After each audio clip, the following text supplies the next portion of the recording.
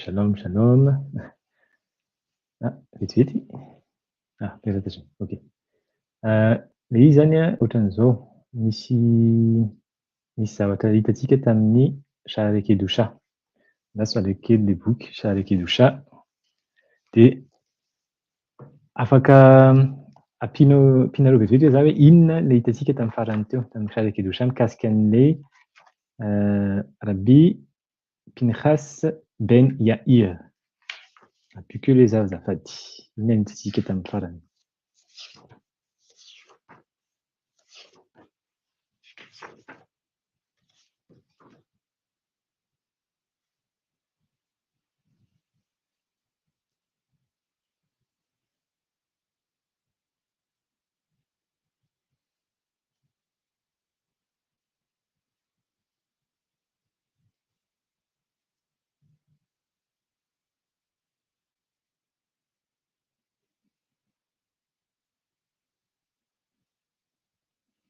Tsy haiko na miteny fa ilay micro tsy mandeha.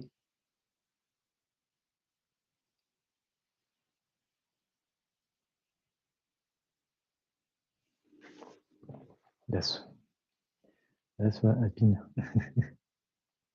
Manao zany. Sefaria. Massekhet Souka.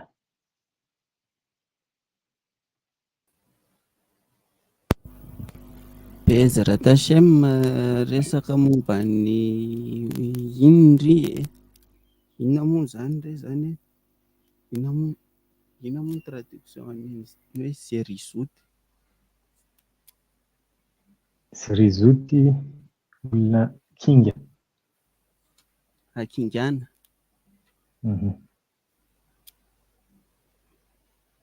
Ie, fa tsy izay fotsiny fa ny zavatra maromaro no resantsika dia tonga amin'ny dingana anankiray farany hoe Roa Hakodesh. Satria izay ny tanjony ilay nitenentsika mikasika ny Massekhet Souka, ny tanjona ao ambadika an'ity boky antsoina hoe Massekhet Souka na Bechem Vital, azahoan'ny olona izay manana an'izay hoe manana an'izay fototra ara-panahy resaka mikasika ny antsoina hoe Bene Alia na zanakin'ireo mpiakatra. Miakatra izy any amin'ny fototra ny fanahy. Satria rehefa miakatra anao dingana ara-panahy dia mahita lavidavitra kokoa ary mahita ngezangeza kokoa ny zavatra rehetra nitranga fa tsy eo amin'ny fiainana andavanandro intsony no mipetraka ny toerana misy anao. Dia ity ilay hitantsika tamin'ny farany teo miresaka ny Hasidut. Hasida moa zany. Hoe ny Hasida hozy izy ina daholo ny izy nakanoty. Tiako amerina kely fotsiny zavatra hitantsika kasika ny Hasida. Nimtsaky keshe ya'asuk batora umizvot ube midot tovot ube hak anikra hasid. Ndaso tonga dia averina kely fotsiny. Tsy hamaky an'izy miverina indray fa tonga dia tenena fotsiny hoe raha ohatra hoe izy misy olona anankiray manokana ny fotoanany mianatra Torah lishma. Dikan'izay hoe ho an'ny Torah ho an'ny Hashem izy fa tsy misy sitrany hoe sara andrasana. Valsoa moa zany. Ohatra izay amin'izay. Tena hoe mianatra Torah ho an'ny Torah ary manatanteraka an'ireo mitzvot ary indrindra miaina tena ohatran'ny hoe ny toetrany dia hoe toetra tsara. Midot tovot. Io izy no antsoina hoe Hasid. Dia izay amin'izay teo Bechem Vital nanome kely hoe ny olona hozy izy raha ohatra ka mbola manao asa soa fa ho an'azy, ho an'ny tenany. Inona hozy izy dikan'izay? Ilay olona manao asa soa ho an'ny tenany hozy izy ano zany mbola miady amin'ny hetserarana izy. Ny dikan'izany eo am-panamboarana ny midot tovot na ny toetra tsara. Dia rehefa manatanteraka ny mitzvot amin'izay aloha izy aloha amin'izay fotoana izay dia manao asa soa an'azy. Gminun hasadim ho an'azy aloha. Fa rehefa tonga amin'ny dingana anankiray hoe tsy ho an'azy intsony nanaovana an'ilay mitzvot fa ho an'ny Hashem, izay koa mbola dingana anankiray hafa mihitsy tena. Inona dikan'izany? Manao tefila tsy ho an'ahy ilay izy tsy hoe azahoako manana hery anaovana asa ohatra na anao an'ity mitzvah ity za amin'izay mahazo parinasa. Tena hoe atao ilay zavatra satria tsy ho anahy mihitsy ilay izy na tsy misy fa ho anà Hashem zany dingana avo be mihitsy zany. Zay hozy izy loha vao tena antsoina hoe Chassid ve Kadosh, tena natokana. De teo am'izay Rabbi Chaim Vital naka an'ity Gemara ty. Mishnah moa zany. Hoe ve'al ze nitkon Rabbi Pinhas ben Yair bema she'amar במשנה סוטה, פרישות מביאה לידי טהורה וכו'. Zay izy natonga ny Rabbi Pinhas ben Yair nanoratra ary ny teny tao anatin'ny Mishnah antsoina hoe Mishnah farany traité Souka na Massekhet zavatsy Souka fa Souka hoe ny prishut ano moa zany prishut no mitondra ny tehora. Ny prishut nefa andikako an'ity prishut vety azafady misy olona kely maheno ve? Ie maheno prishut resaka hoe fizarana. Ny prishut rehefa tena miaina tsy hoe mahanitra fa miaina tena tsisy zavatra tadiavinao mihitsy andrasanao mihitsy eto amin'ity tontolo iainana tontolo hita maso ity. Efa zay hoe misakafo kely zay ilaina fa tena hoe misotro de misotro rano kely. Ny vola ilainao fotsiny azahoanao mamelona ny vady aman-janaka fa tsy mitady zavatra maro tena ohatrany hoe tsy tontolo eto ity zany tena tadiavinao mitrandrahany le olona antsoina hoe prishut manana an'izay toetra antsoina hoe prishut. Amin'ny teny frantsay izy ascétisme. Tsy haiko ahoana ny teny an'izay amin'ny teny gasy. Ascétisme. Misy oam-pitenenana malagasy zay miteny hoe mihinana mba ho voky fa tsy mihinana mba ho velona fa tsy velona mba hihinana. Mihinana mba ho velona le izy fa tsy mihinana mba ho voky. Fa le dikan'ny ascétisme tena tsy miresaka tsy mikasika ny sakafo fotsiny. Ny hitako azy zao hoe fampijaliana tena fa tsy zay le izy. Tsy hoe tsy zay fa le hevitra manantona an'izay zavatra zay hoe tsy hoe mampijaly tenanao anao ho ity zavatra tadiavinao fa le vatanao zany tsy mihitsy no moa zany tena napetraka ao any ivelany mihitsy ireo zavatra rehetra takiany vatana.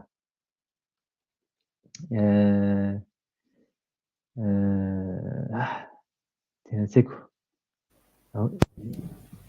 Mety hoe manakaikaiky azy kokoa ngamba hoe fahaiza-mionona. Fahaiza-mionona.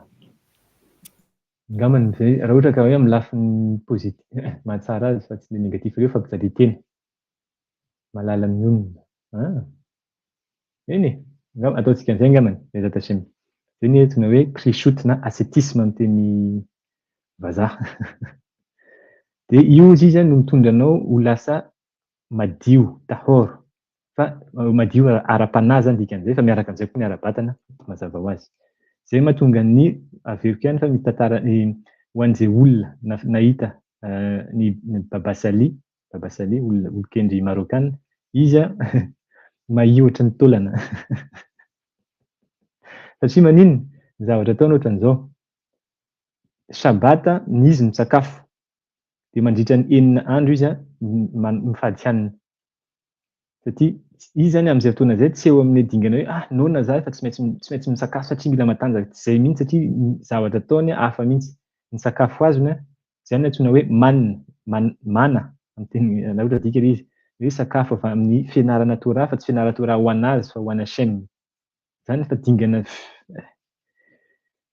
avo dia avo. Bezat Hashem fa zay ny tanjona ny tena marina.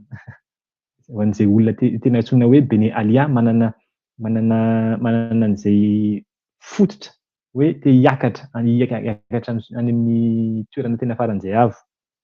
Hoe hiverina any amin'ny fototra ny fanahy rehetrarehetra.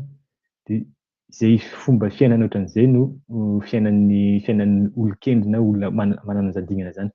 Ny ahafantarana koa fa ireo mpaminany rehetra vakitsika anatin'ny Tanakh dia ohatran'izay daholo ny fiainan'ny zareo. Tsy miaina miaraka amin'olona, ny fomba fiainany tsy mitovy mihitsy amin'ny fiainan'ny olona andavanandro.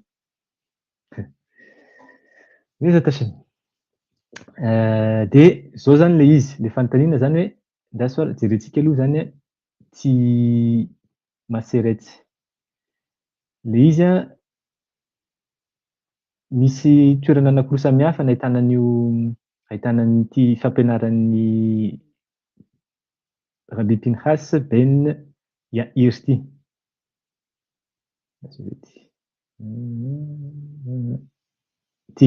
Tika zao eto hita fa amin'ny Avodazara, Massekhet Avodazara 20b.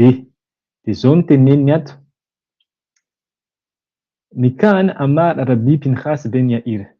Tamin'izay hozy izy zao no teneniny Rabbi Pinhas ben Yair. Torah mevia l'idée zehirut. Ny Torah hozy izy no mitondra ny olona ho kinga. Zehirut. Tsy kinga zafady. Zahira zany olona mitandrina, fitandremana be dia be. Lasa olona mahay mitandrina zany ary ataontsika hoe mitandrina zany tena marina. Tia tsy hitantsika tamin'ny inona izy iny? Jerentsika tamin'ny farany iny. Fandrasany hoe ampijereko misy zavatra tiako avoaka kely fotsiny eto.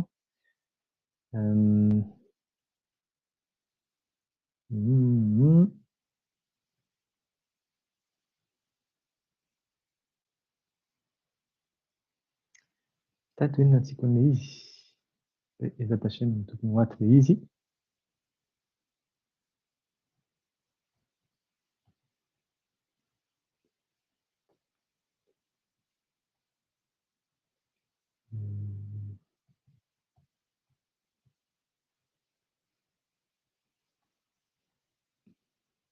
Ie. Tia izy. Nataoko ohatran'izao ilay zavatra satria ilaina ilaina ilay izy. Hitanareo ve ilay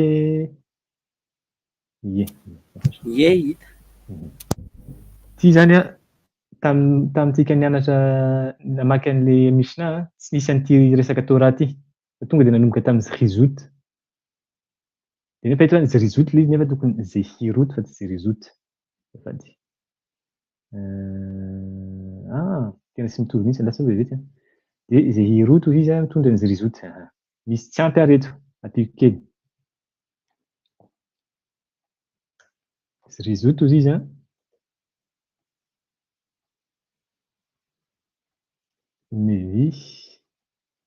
mevia l'idée Zrizut. Dia ity zany ataontsika ovana kely ny lokon'ity. Vetivety.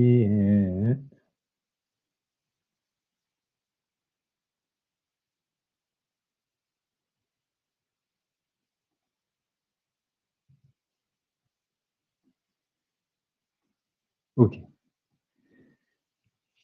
Ny Torah hozy izy, ny fanatanterahana ny Torah na fianarana Torah mitondra ny olona anankiray mba ho mitandrina amin'ny zavatra rehetra ataony. Satria anatin'ny Torah misy ny mitzvot pozitiva sy negativa. Dia mila mitandrina zany. Fitandremana zany Zehirut zany. Olona tsy zavatra rehetra ataony tena ohatran'ny hoe mifikitra amin'ny zavatra ataony mihitsy izy fa tsy manao zavatra hafa. Rehefa tena mianatra Torah, lishma. Dia ny fianarana Torah hozy izy mitondra anao lasa Zrizut. Io amin'izay ilay hoe kinga. Misy zavatra misy mitzvah tokony tanterahana dia tonga dia tanterahana ilay tsy miandry fotoana.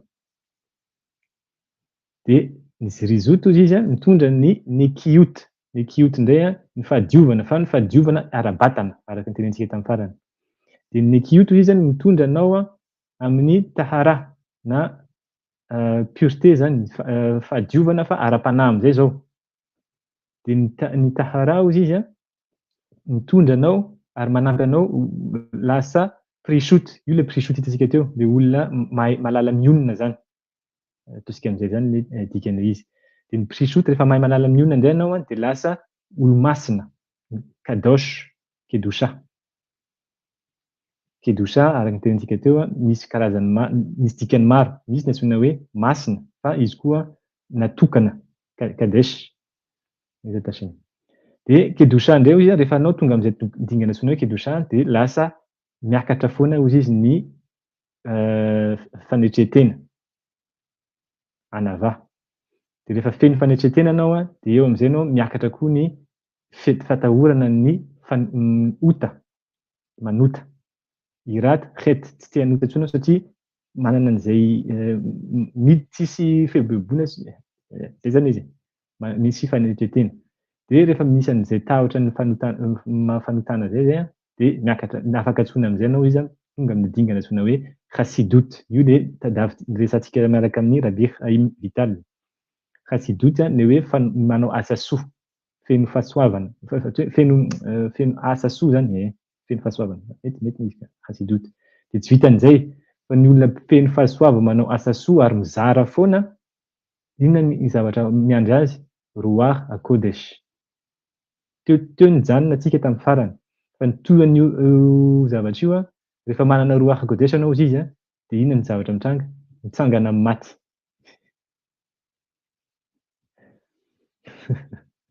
Triat Ametim. Ty izy ty. Kodesha mevi'in l'idée triat Ametim. Fisanganana amin'ny maty. De ahoana zany? Inona aloha ny hevitranao mikasika an'izay zavatra zay? Bezrat Hashem, Bezrat Hashem.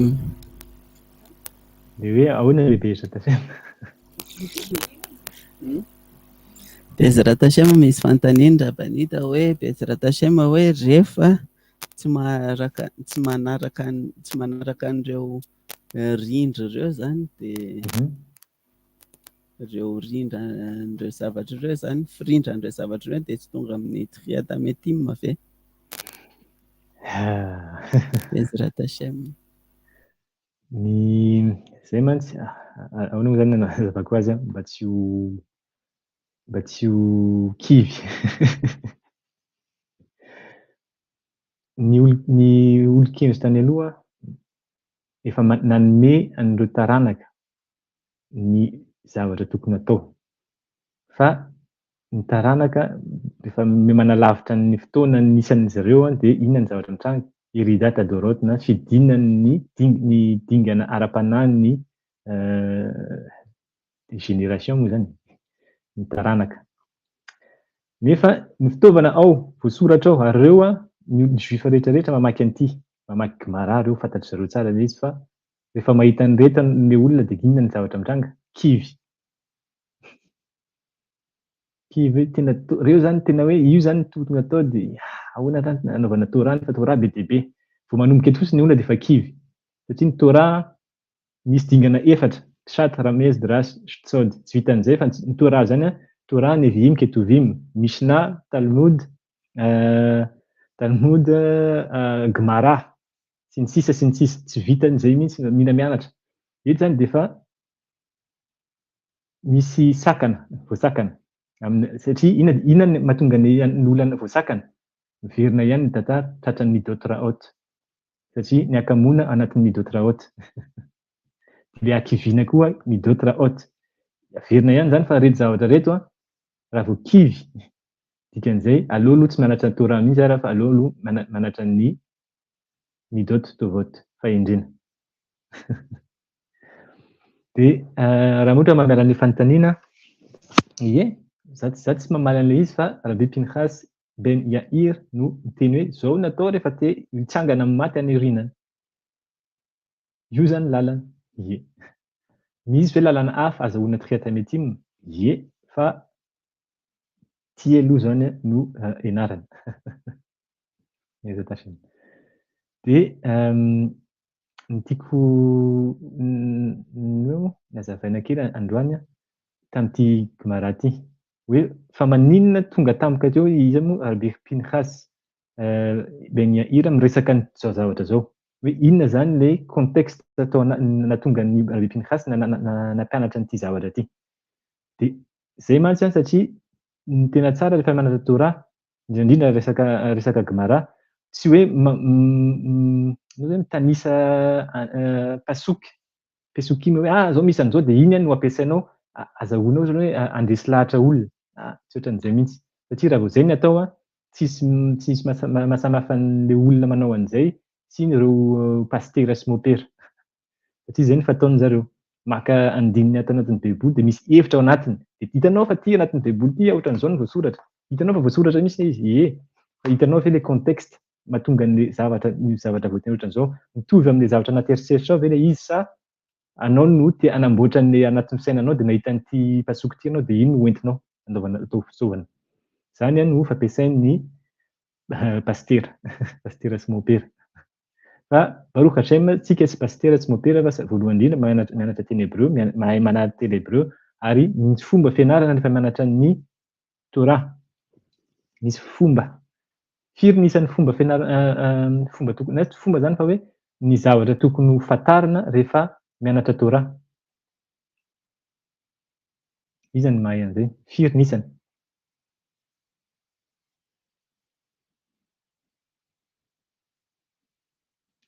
Misy fanontaniana aty Bezrat Hashem ahatongavany amin'ny statut an'io lasa hibory ve tsy azoko le fanontaniana voasoratra azana ho sa zay le fanontaniana napetraka teo iny? Ie Bezrat Hashem io fanontaniana io hoe Bezrat Hashem hoe ny amin'ny fahatongavany Bezrat Hashem ny ahatonga ny fahatongavan'ny olona anankiray ho lasa hibory ve mety tafiditra ao anatin'ny atao hoe sy tatao anaty hoe triatametim. Nahatonga ny olona anankiray lasa hibory. Tsara le fanontaniana. Ie. Dikan'izay io olona io farafahakeliny chassid. Farafahakeliny kadosh. Rehetrarehetra ny hitatsika reo farafahakeliny matahotra ny manota. Farafahakeliny manana fametrehanteny, masina, mahay mahalala ny olona, madio ara-panahy, madio ara-batana, kinga rehefa manao zavatra ary mitandrina be amin'ny zavatra atao, dikan'izay misy Torah tao. Bezrat Hashem farafahakeliny zany izy rehetrarehetra reo. Zay le farafahakeliny. Bezrat Hashem. Bezrat Hashem ny filosesire midonta Torah ny dreshet. Adikao kely hoe zay azafady. 12 izy ny fomba anaovana drashin'ny Torah. Fanazavana ny Torah. Fanazavana ny Torah. Zay mahatonga mahasamihafa ny antsoina hoe zanak'Israely na Israel mianatra Torah sy ny umotolam na ny vahoaka rehetra mianatra Torah. Satria tsika nameny ireo olon-keny reo fomba fianarana ny Torah. De zay zany ty zany le gamara de ndao amizay anomboka satria izy avodazara 20 be efa page bet tsika zao. Fa tokony miakatra mihitsy zany amin'ny page alef de hitatsika hoe inona zany le resakatra. Satria ohatran'izao mantsy ny fianarana Gemara voalohany ny texte amin'ny Gemara voalohany misy Mishnah aloha. Mishnah anankiray. De io Mishnah io ny Gemara tonga de manome fanazavana an'le Mishnah. Fa zay ny antsoina hoe Talmud be zata. Fa ndasa aloha zany. Ty le Mishnah ty anatin'ny 19 be. Tonga de vakitsika ataoko aingakaingana itsy ndre misy fahazavana zanak'iny. Matni en ausina te khashitin le avoda zara ketalot ve nazmin ve tav'ot Rabbi Elazar Omer beshachar beschar mutar en mukhrin lahem be mekhuva likarka aval mukar הוא משקצף רבי יהודה אומר, מוכר הוא על מינת לקוץ. זהו זיזה ני משנה, ני משנה יום, הוא נתני עבודה זרה.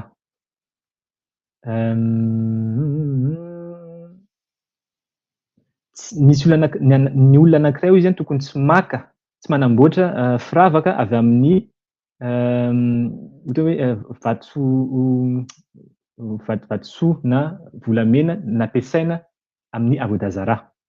Zay zany misy anankiray. Toy ny necklace, ino zany necklace zany hoe firavaka moa zany, rojo sy ny sisa sy ny sisa. Na ireo peratra amin'ny orona, reo izy na sy ny sisa karazana firavaka zany izy, firavaka an'izy izy io, firavaka amin'ny vehivavy. Kavin'orona tonga. De Rabbi Eliezer izy milaza fa raha ohatra ka vidiana hozy izy le zavatra dia azo ampiasaina atao ovana lasa kavina na firavaka zany. Zay hozy izy Rabbi Eliezer. Dia niverina hozy izy Mishnah dia miteny hoe raha misy olana hozy izy mikasika an'le fivarotana zavatra ho an'ny goyim. One may not sell to the Gentile. Misy ny olona anankiray izy tokony tsy mamaritra zavatra entana ho an'ny goy. Maninona? Raha ohatra ka le zavatra io izy zany misy mifatotra ao anatin'ny tany. Amin'ny tany le zavatra dia hoe endanao amin'ny tany aloha le izy dia zay vao amidinao ho an'ny goyim.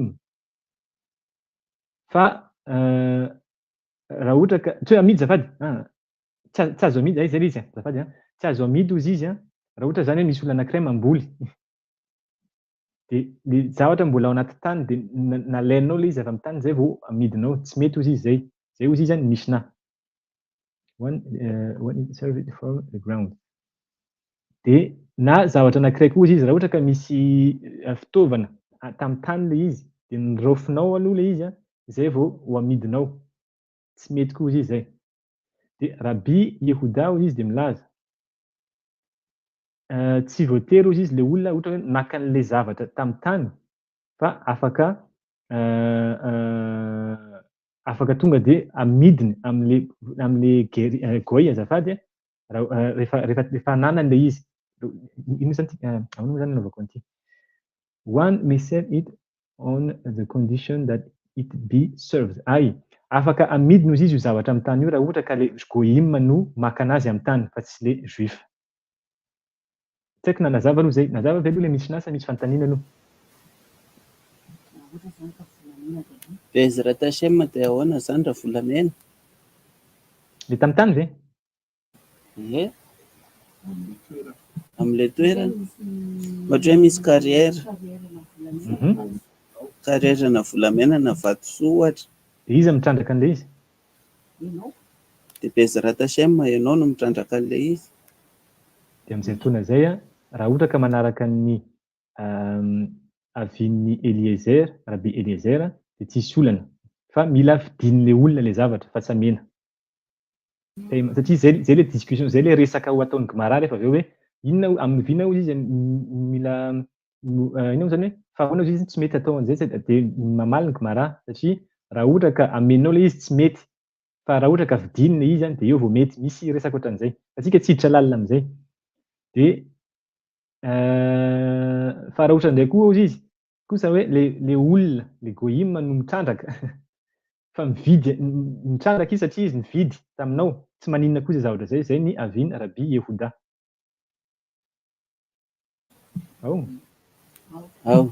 Baruch Hashem. Dia tonga dia vakiako aloha dia io zany Gemara zany. Inona hozy izy ny olana amin'izany zavatra zany? Amin'ity ny Mishnah io zany. Mametraka fanontaniana zany zao ny Gemara. Gemara iza ny olona nanoratra ny Gemara? Geonim. Tonga dia ataontsika. Tsy Geonim fa misy aloha ny Tanaim dia aorian'ny Tanaim izy. Ny Tanaim dia ny inona Tanaim dia taiza misy ny Geonim. Taorian'ny Tanaim. Ny Tanaim no nanoratra ny Mishnah miaraka amin'ny Rabbi Yehuda Anasi. Dia vita ny Tanaim dia tsy azon'ny zanak'Israël satria midina le dingana ara-panahy fianarana Torah dia inona zavatra nitranga? mila dokotera manazava ny Mishnah. Reo no antsoina hoe nanoratra an'ilay Talmud. Misy ny Talmud tany Yerushalmi dia misy ny antsoina hoe Talmud Bavli. Dia izy ilay olona génération olona nanoratra an'ireny.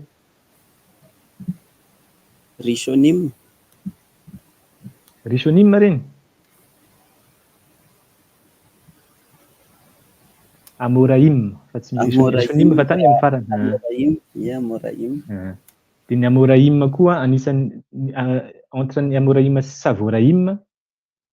Aoriana azafady misy ny Savoraim dia ny Geonim amin'izay ny olona nanao ny commentaire ny Gemara. Ty ny sisa. Dia eto zany ireo olona ireo no manazava amin'izay hoe inona hozy izy ny olana amin'izany Mishnah zany. Hoe maninona tsy mahazo mamaritra hoe mivarotra voalohany indrindra maninona tsy afaka ampiasaina hozy izy ny ohatra hoe vatosoa na volamena izay nataon'ny olona nampiasain'ny olona anankiray hafa hoe avodazara fanompontsampy dia mametraka fantena koa inona koa zany ny olana ohatra hoe mamaritra mivarotra zavatra amin'ny goy. Zay zany fanontaniana. Zao izy Rabbi bar Yose bar Hanina. Tonga dia ataoko amin'ilay adika ilay satria eto ny texte fa mety ihany ilay traduction eto. The source is that the verse said you should not show mercy. Zao izy ilay olana hoe amin'ilay fifandraisana zany hoe mamaritra zavatra, mivarotra zavatra azafady amin'ny goïm. Misy verset izy any amin'ity inona Deutéronomie Devarim hoe tokony tsy mampiseho ahoana zany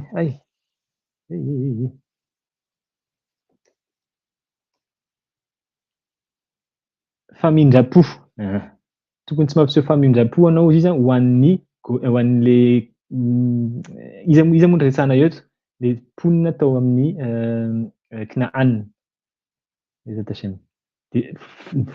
zany fototra azahoan'ny olon-kendry tany amin'ny Gemara milaza hoe zay mahatonga an'ilay hoe tokony tsy mivarotra tsy manaiky mivarotra zavatra zany ianao amin'ny goïm. Which is understood you should not give them a chance to engage. Fanazavana tamin'io fotoana io pasoky io izy tokony tsy manome mihitsy anao izy chance azahoan'ilay olona hipetraka ao amin'ilay toerana antsoina hoe Eretz Canaan satria tsy maintsy hoe roasina zany ilay izy. To acquire the land azahoanao an'ilay Eretz Israel. This phrase, you should not show them mercy. Is it necessary to teach that this is what the merciful one is saying? You should not give them favor. Inona hoy izy mahasamihafa n'ilay voasoratra anatin'ny Torah hoe tokony tsy manome mihitsy hoe na mampiseho famindrapo anao sy ilay pasoky anankiray miteny hoe tokony tsy manome henna indray ahoana ny adikan'ny henna Rabbi Ishay? Bezrat Hashem ny henna ve tsy mitovitovy grâce izany teny ahoana? Henna ve tsy tokony mitovitovy amin'ny famindrampo ihany nefa ny henna sy ny chesed nefa inona antsoina hoe grâce amin'ny teny malagasy? Hita koa hoe fahasoavana. Fiantrana. Izay hoy izy inona hoy izy mahasamihafa an'izay hoe mampiseho famindrapo sy fiantrana. Dia manohy zany ny Gemara. Vakitsika aingana fotsiny izy tsy teditra lalana izy fa misy hevitra tiako zaraina hoe zaraina moa zany izy eto hoe if zao izy mivaly ny Gemara mikasika an'izay fanontaniana zay.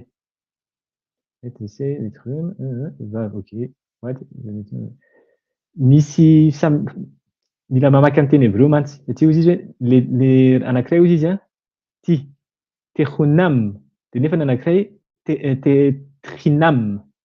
Misy ny anankiray le hoe famindrapo sy le Azafady avereno kely indray le teny anankiray teo. Fiantrana. Fiantrana, lasa fratako. Tsy aleo ve tonga dia mianatra teny hébreu? Mahafatra. Ny famindram-po sy ny fiantrana izy rehefa voasoratra izy anatin'ny verset, anatin'ny pasoky, dia ny anankiray misy vavy, dia ny anankiray tsisy vavy. Dia mampianatra anao inona hozy izy? One may not praise them if also one may not allow them to acquire land. Amin'ny fanazavan'ny Gemara hoe rehefa misy tovizan'io izy mampianatra anao fa amin'izay fotoana izay rehefa miteny hoe tokony tsy misy mampiseho famindram-po misy anao amin'ny Kenaanita, mponina Kenaan, dia sady tsy avelanao zany ireo azafady roasinao zareo voalohany indrindra ary tsy avelanao manana tany na hividy tany. Zay le hoe acquire, hividy zany zareo, zay le hoe ohatra zany hoe niala zareo fa te hiverina fa hividy tany dia amizay zany rehefa mividy tany dia afaka mijanona amin'ny toerana. Na zay ary hozy izy tsy afaka manao an'izay, tsy afaka midinao le tany. Dia io avy amin'ny toerana io zany nazahoana hoe tsy afaka mividy mivarotra zavatra amin'ny goy. Dia tohizany indray izy. You should not give them an understanding, undeserved hinam. Dia misy fanontaniana anankiray indray hoe ny fahazahoanan'le hoe tsy famindram-po io, le famindram-po izy tokony azo ohatran'izao indray le hoe hinam, satria hinam indray ohatran'ny hoe tokony amenao anjarany zareo fa anjarany mendrika. Mba ny zavatra tokony azo raisina zany fa tsy hoe rehefa manome zavatra ho an'ny gohim anao dia hoe manome zavatra ratsy fa zavatra ahoana moa zany misy hajany. Zay hozy izy le dikan'le hoe le rimanam izy amin'ny teny izy zany efa aramika aty satria Gemara amin'ny teny araméen. The Gemara answer, if that were so, left the verse lo techinam, what is the reason that it is spelled without the letter yud? Eto indray misy tsy mitondrona eo izy ny fanoratana an'le anankiray techinam misy yud dia techonem tsisy yud. Fanontaniana anankiray indray hitanareo fa za zany ohatran'izao angamba ny fianarana Gemara tsy ohatran'izao ataontsika izao tena marina fa tena tokony mianatra amin'ny teny hébreu sady tsy amin'ny teny hébreu fa amin'ny soratra hébreu fa amin'ny teny araméen dia tena mijanona mihitsy tsy kelikely hoe tia pasoka anankiray ity ianarana dia inona ny hevitra ao ambadika, inona le kody satria eo izy miresaka hoe vavy, miresaka yod, tonga dia fantatra fa miresaka amin'ny aspect Yair anpina sy aspect anankiray antsoina hoe chokhma na fahendrena. Raha vao tsisy an'izay concept zay dia manjary mamaky fotsiny dia tsisy dikany tsy hoe tsisy dikany fa tsy azo mihitsy ny dikany ao ambadikan'ny Gemara fa ohatran'ny hoe mianatra tsianjery ohatran'ny ordinateur fotsiny. Dia nametraka fanontaniana zany fa maninona ary hozy izy ity soratra ity misy anankiray misy yod dia anankiray tsisy. Inona hozy izy no azo ianarana amin'izany zavatra zany? This is also taught in the Braita, you should not show them mercy. It teaches that you should not give them a chance to encamp in the land of Israel. Dia naveriny ihany le izy. Ireo tsy itovizan'ireo teny anankiroa hoe anankiray misy yod dia anankiray tsisy yod hozy izy mitovy amin'le fanazavana anankiray teo foana hoe tokony tsy amenao mihitsy, tsy amenao toerana zareo hividy tany. Rehefa noroasinao na nandositra zareo na hoe hijanona miaraka aminao fa tsy mahazo mividy tany. Iza zany ireo zay goyim. Another matter, dia misy fanontaniana anankiray, you should not show them mercy. Kasika io verset io foana hoe tokony tsy mampiseho famindram-po. This is indicate that you should not give them favor. Another matter, you should not show them mercy. You should not give them an undeserved gift. Dia zao zany hozy izy. Anankitelo zany zao hozy izy ny fomba fahazahoana n'io pasoky ity. Hoe voalohany le tena hoe tsy mampiseho famindram-po. Faharoa, tsy manome alalana hividianany zareo tany amin'ny tany Israel, eretz Israel. Fahatelo, mila azonao izy io zavatra io hoe rehefa mividy zavatra, rehefa manome zavatra ho an'ny goyim dia tsy manome zavatra na tsy mivarotra zavatra izay tokony tsy mendrika ho azy. tsy mendrika ho ananany zany tena marina fa tsy hoe tsy mendrika ho azy. Ohatra hoe misy zavatra tokony hoe amenao an'ny azavain'ny Gemara izy avy eo. Zavatra tokony tsy mendrika ho anazy zany tokony tsy amenao anazy na tsy ho amidinao fa zavatra mendrika ho an'ny goïm no amenao anazy. The Gemara note zao izy zany izy ny Gemara. And this issue of an undeserved gift to a Gentile is itself a dispute between Tanaim. Zao izy. Le fanazavana fahatelo farany io le hoe zavatra tokony mendrika ho an'ny goïm no amena anazy fa zavatra tsy mendrika ho anazy tsy amena anazy. Io izy fototra ny tsy hoe famalina fa mahloket. Misy mikasika an'ireo Tanaim le génération ny olokendry nampianatra misina. Misy mahloket zany ozy izy na misy fifedikevitra. Fifedikevitra, ahoana moa tena zay? Mahloket.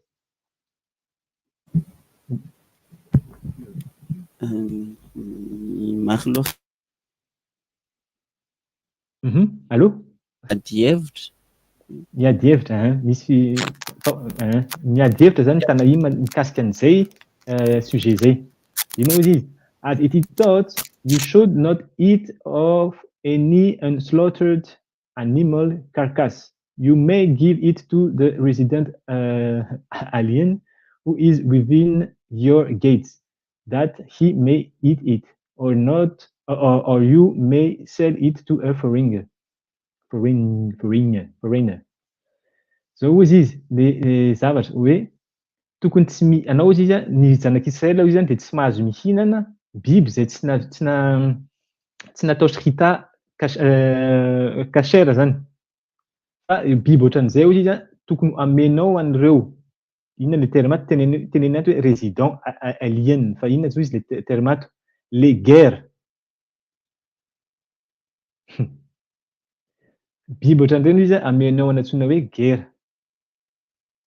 Be nitniha ve ule goy de raha ohatra indray izy ny amin'ny goy indray izy afaka avarotanao avarotra zany izy amin'ny goy. Misy zavatra anankiroa zany na amenao an'ny guerre le izy na amidinao amin'ny goy.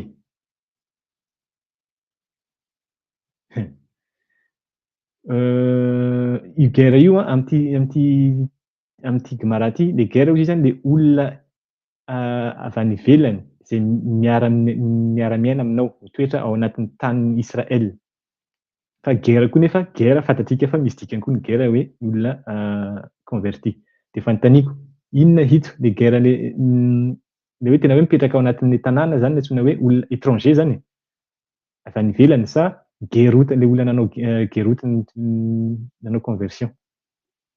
Inona ny fahazahoanareo an'ity? Bezrat Hashem raha ohatra izy ka le guerre le nanao geroty nandray ny 613 mihitsy voady de tsy afaka inona zavatra nevy lastrefa izy. Toda. Baruch Hashem.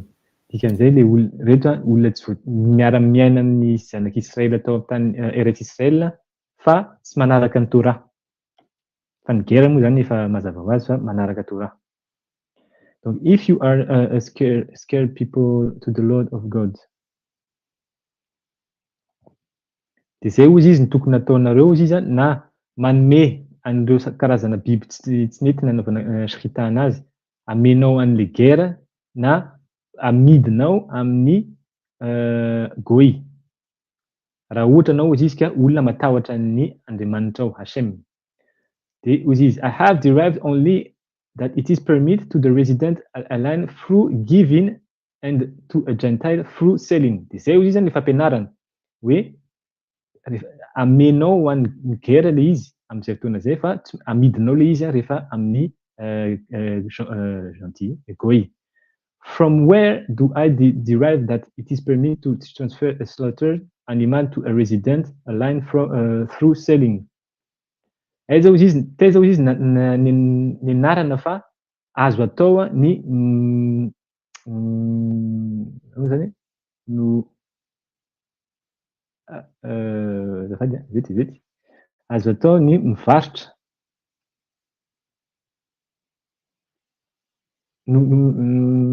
mivarotra an'ireo sy karazana biby ohatran'ireo fa ho an'ny goyim. Aizany ny anarana an'izany. The verse state, you may give it or you may sell it. Satria izy le verset anatin'ny varima dia miteny hoe azo ataonao izy manome na mivarotra. Meaning that one has the option to do either of this. Zany izy dia midika fa ny olona anankiray zany manana safidy. Raha ohatra ka tiany hoe tena hoe ameny le izy tsy maninona mihitsy. Raha ohatra tena misafidy koa izy hoe amidiny le zavatra tsisy olana koa. Zay zany izy zany Gemara. Dia ny Braïta amin'izay manohy. For where it is derived that it is permitted to a Gentile through giving.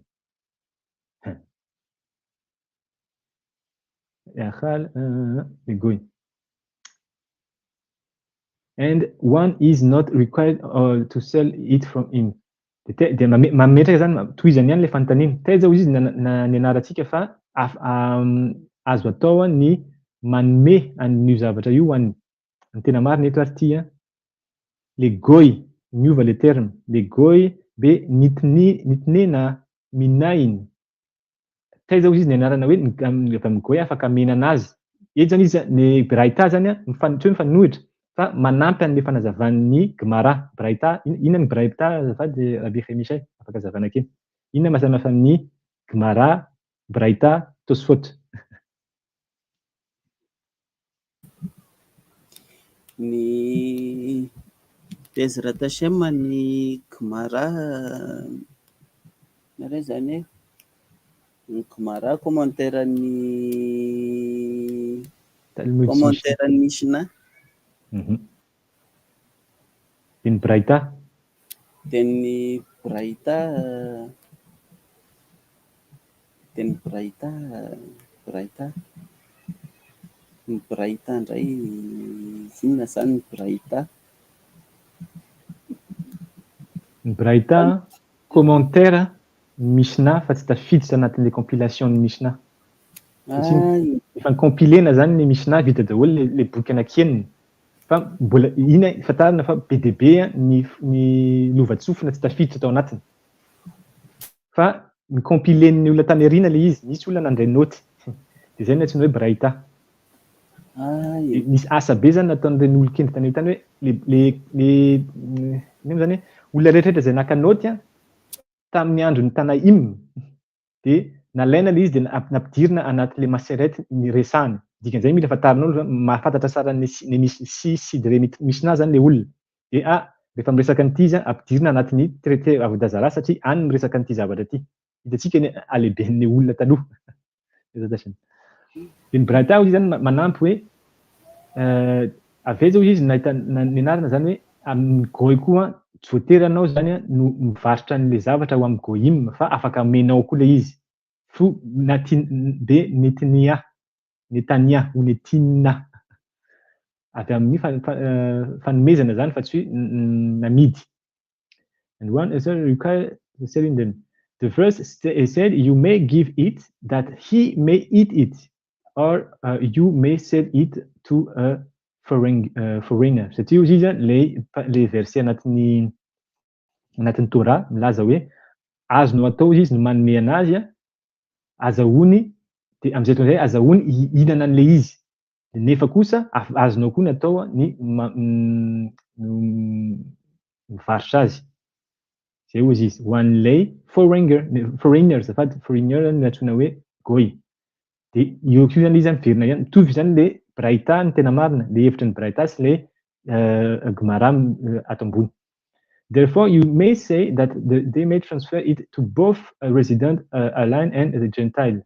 Dia zay hozy, raha ohatra ka zay zany hozy izy no fahazahoana an'izay pasoky zay, dia afaka mety mieritreritra zany ianao hoe mitovy zany tokony sady ny amin'ny guerre afaka na amidinao le izy amin'ny guerre na amenao anazy, dia mitovy amin'izay koa zany hoe ny amin'ny goyim afaka amidinao izy na amena anazy, tokony mitovy zany ny fifandraisana an'ilay zavatra. Zay hozy izy ny Braïta. This is the statement of Rabbi Meir. Zay hozy izy zavatra nitenen'ny Rabbi Meir, zay zavatra tenentsika zay. Dia nefa hozy izy Rabbi Reuda says the matter are to be understood as they are written.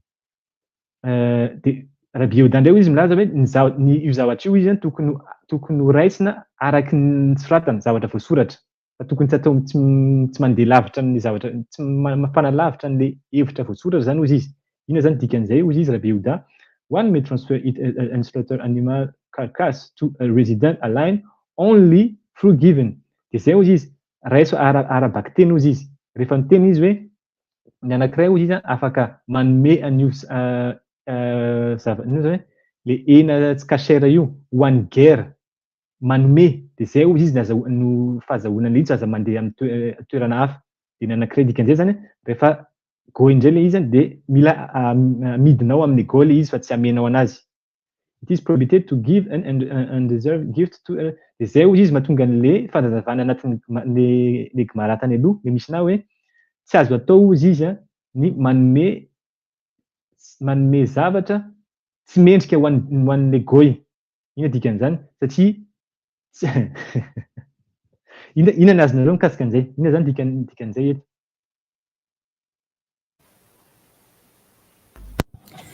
Bezrat Hashem leo am'le hoe tsy azo atao ny manome zavatra tsy mendrika ho an'le goy. Zavatra tsy mendrika ho anazy zany. Ho anazy. Ho anazy.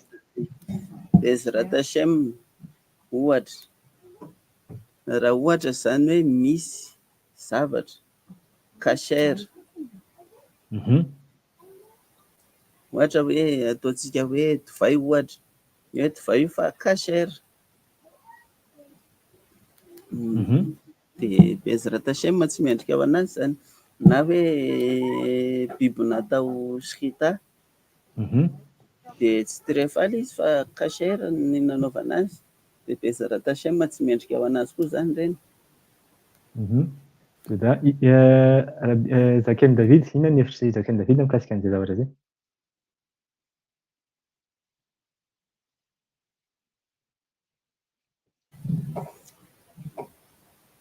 Bezrat Hashem zay koa ny hevitra anankiray nambarany.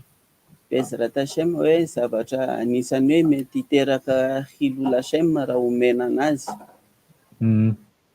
Ohatra hoe zavatra manambany anazy. Ina le hoe zavatra manambany anazy? Manambany an'i Hashem ve? Lasa manao fanambanina an'le goy.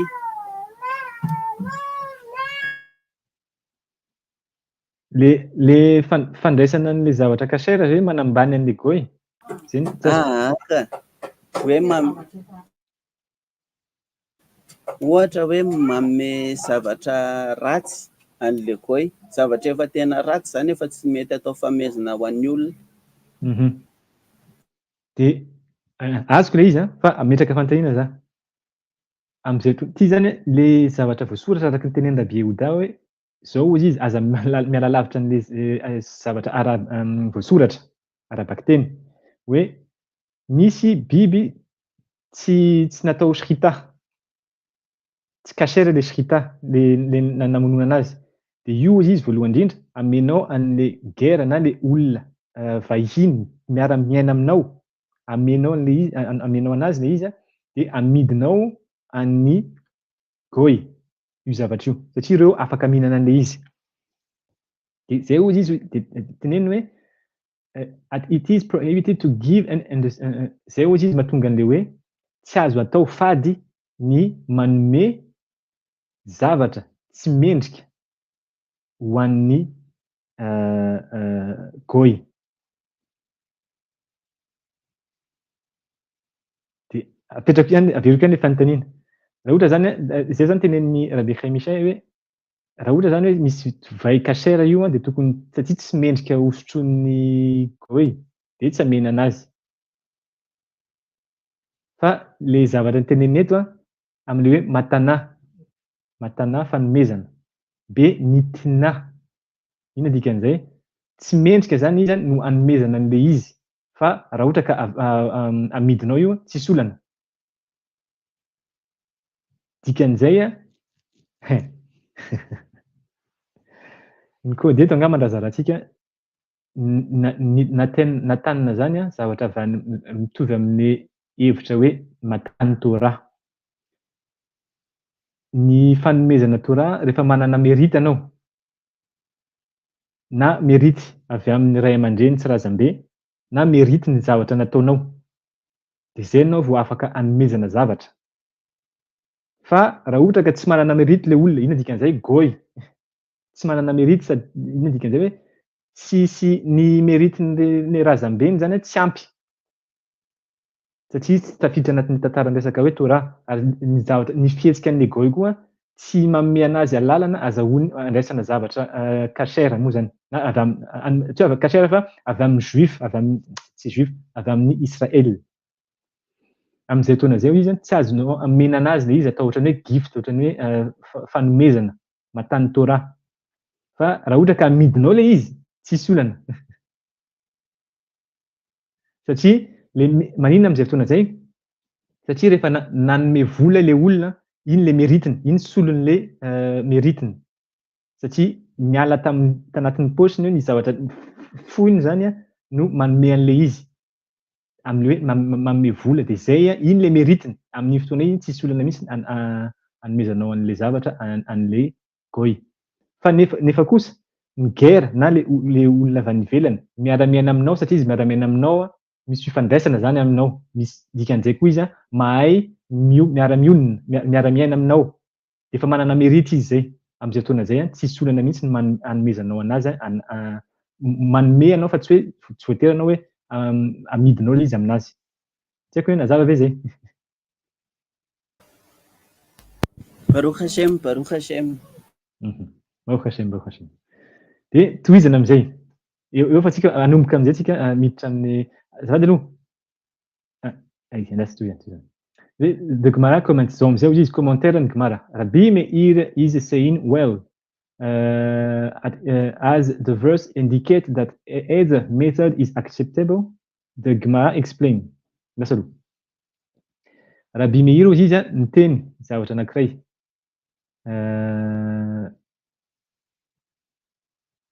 Avy amin'ny fanazavany Rabbi Yehuda. Could have said to you, if it enters your mind to understand the verse in according with that which Rabbi Meir says, then let the merciful one write. You may give it to the resident alien who is within your gates, that he may eat it, and also you may sell it to a foreigner. Averiny izao zany Rabbi Meir mandray an'le fanazavain'ny Rabbi Yehuda ary miteny izy raha ohatra zany mieritreritra zany ianao amin'izay fotoana zay hoe araky ny teneny hoe le famindrapo mampiseho an'le famindrapo izy tokony azonao amin'izao amin'le arabaky teny zany satria Rabbi Yehuda no citeny eto hoe rehefa guerre miara-miaina aminao le olona miara-miaina ao anatin'ny varavarany zany ao anatin'ny gate moa zany varavaranao de amenao anazy ary azo hoaniny le izy de raha ohatra ndray hoe olona goy avy any ivelany zany izy tsy miara-miaina aminao de amidinao de zao izy de fanontanian'ny Rabbi Meir, why do I need the word or between these two opinions?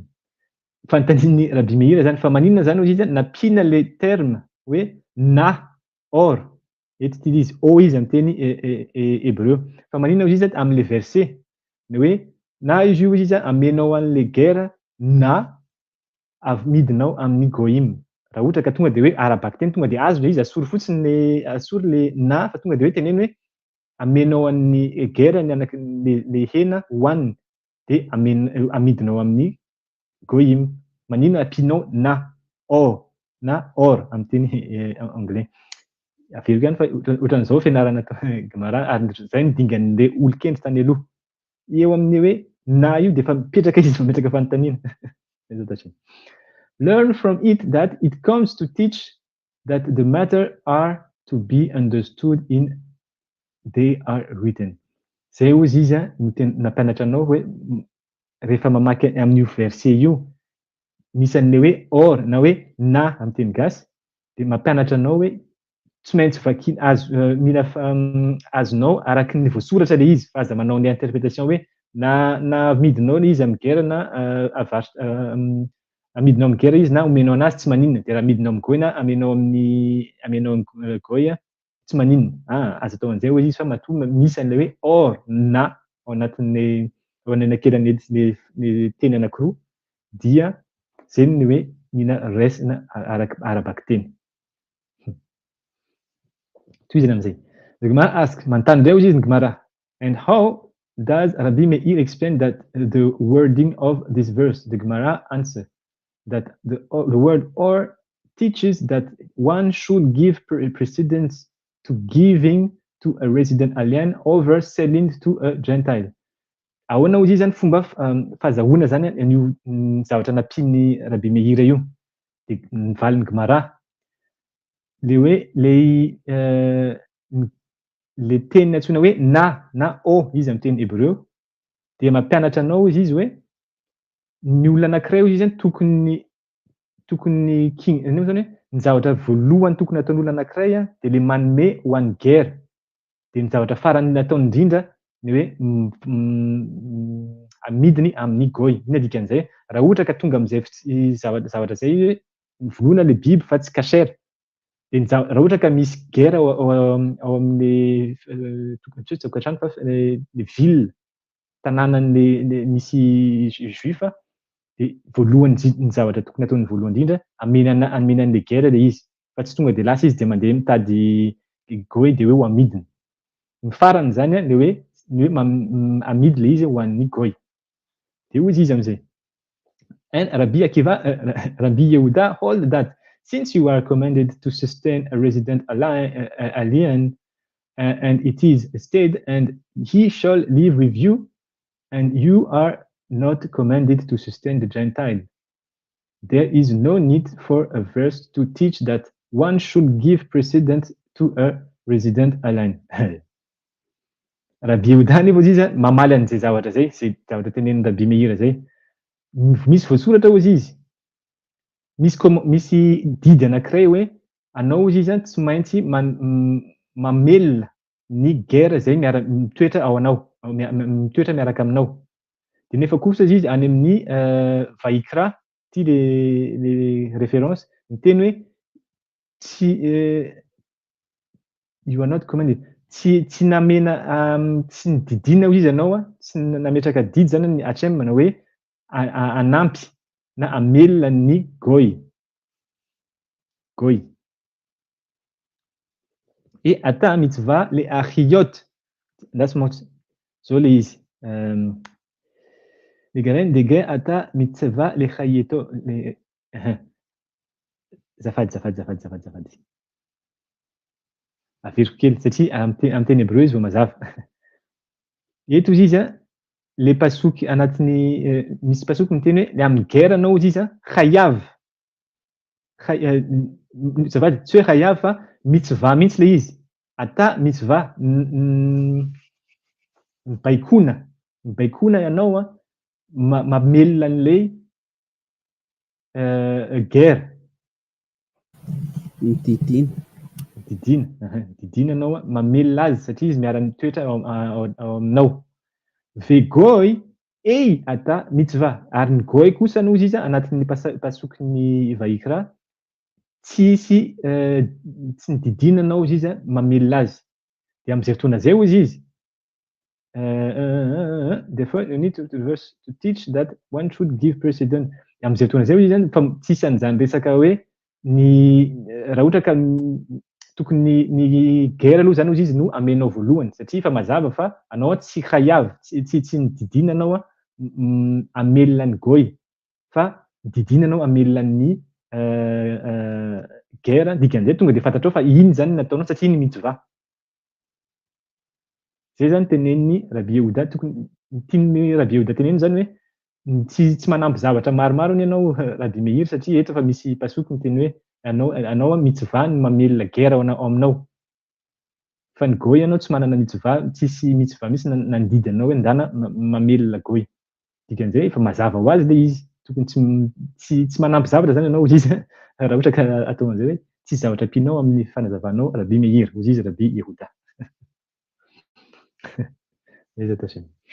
It is known that the Braita cited earlier another matter you should not show them favor. This teaches that you should not give them favor and praise them. The Gemara notes that this supports the opinion of Rav. As Rav said, it is prohibited for a person to say, how beautiful is this Gentile woman. Eto amizay tsika fa nomboka. Le Braita ndray sika tary io izy, le Braita le hoe fanazavana lovatsofina hafa fa tsy tafiditra anatin'le le boky enina ny Mishnah. Niteny tany ozy izy niteny ozy izy le Braita zay hoe tokony tsy mampiseho favor. Ohatrany hoe tsy mampiseho vezety. Ano moa zany?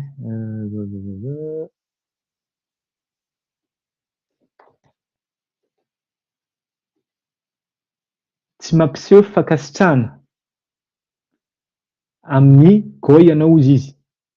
This teaches that you should not give a favor. Zay hoe zavady le Braita milaza hoe tokony tsy mampiseho fankasitrahana anao ozy izy. De zany ozy izy ny Gemara milaza mampianatra anao fa tokony tsy mampiseho fankasitrahana amin'ny goyim anao mikasika ny tsy hoe fanompona fa zavady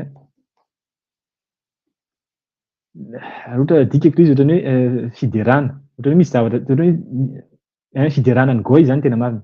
De Gemara ozy izy zany ny teny ary zany ozy izy ny hevitry ny Rav olon-dehibe anankiray anatin'ny Gemara.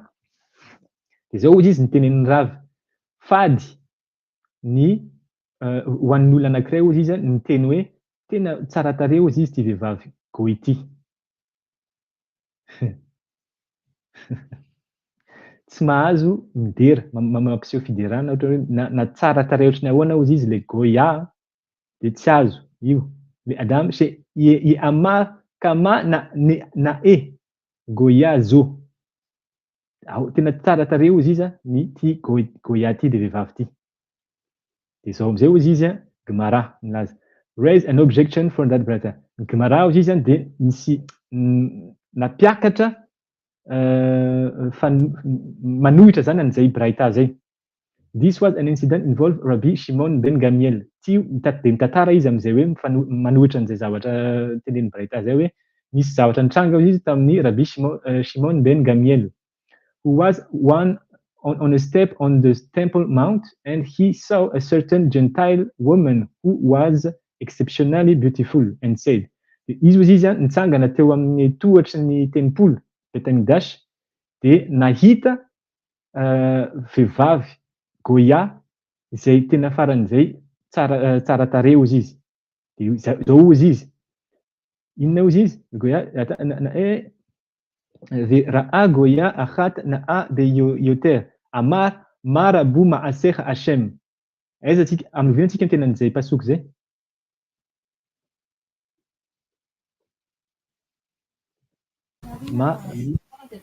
Marabu ma'asech Hashem kulam bichokhma sita maleretsky nefa ao anaty Teilim koa misy an'io.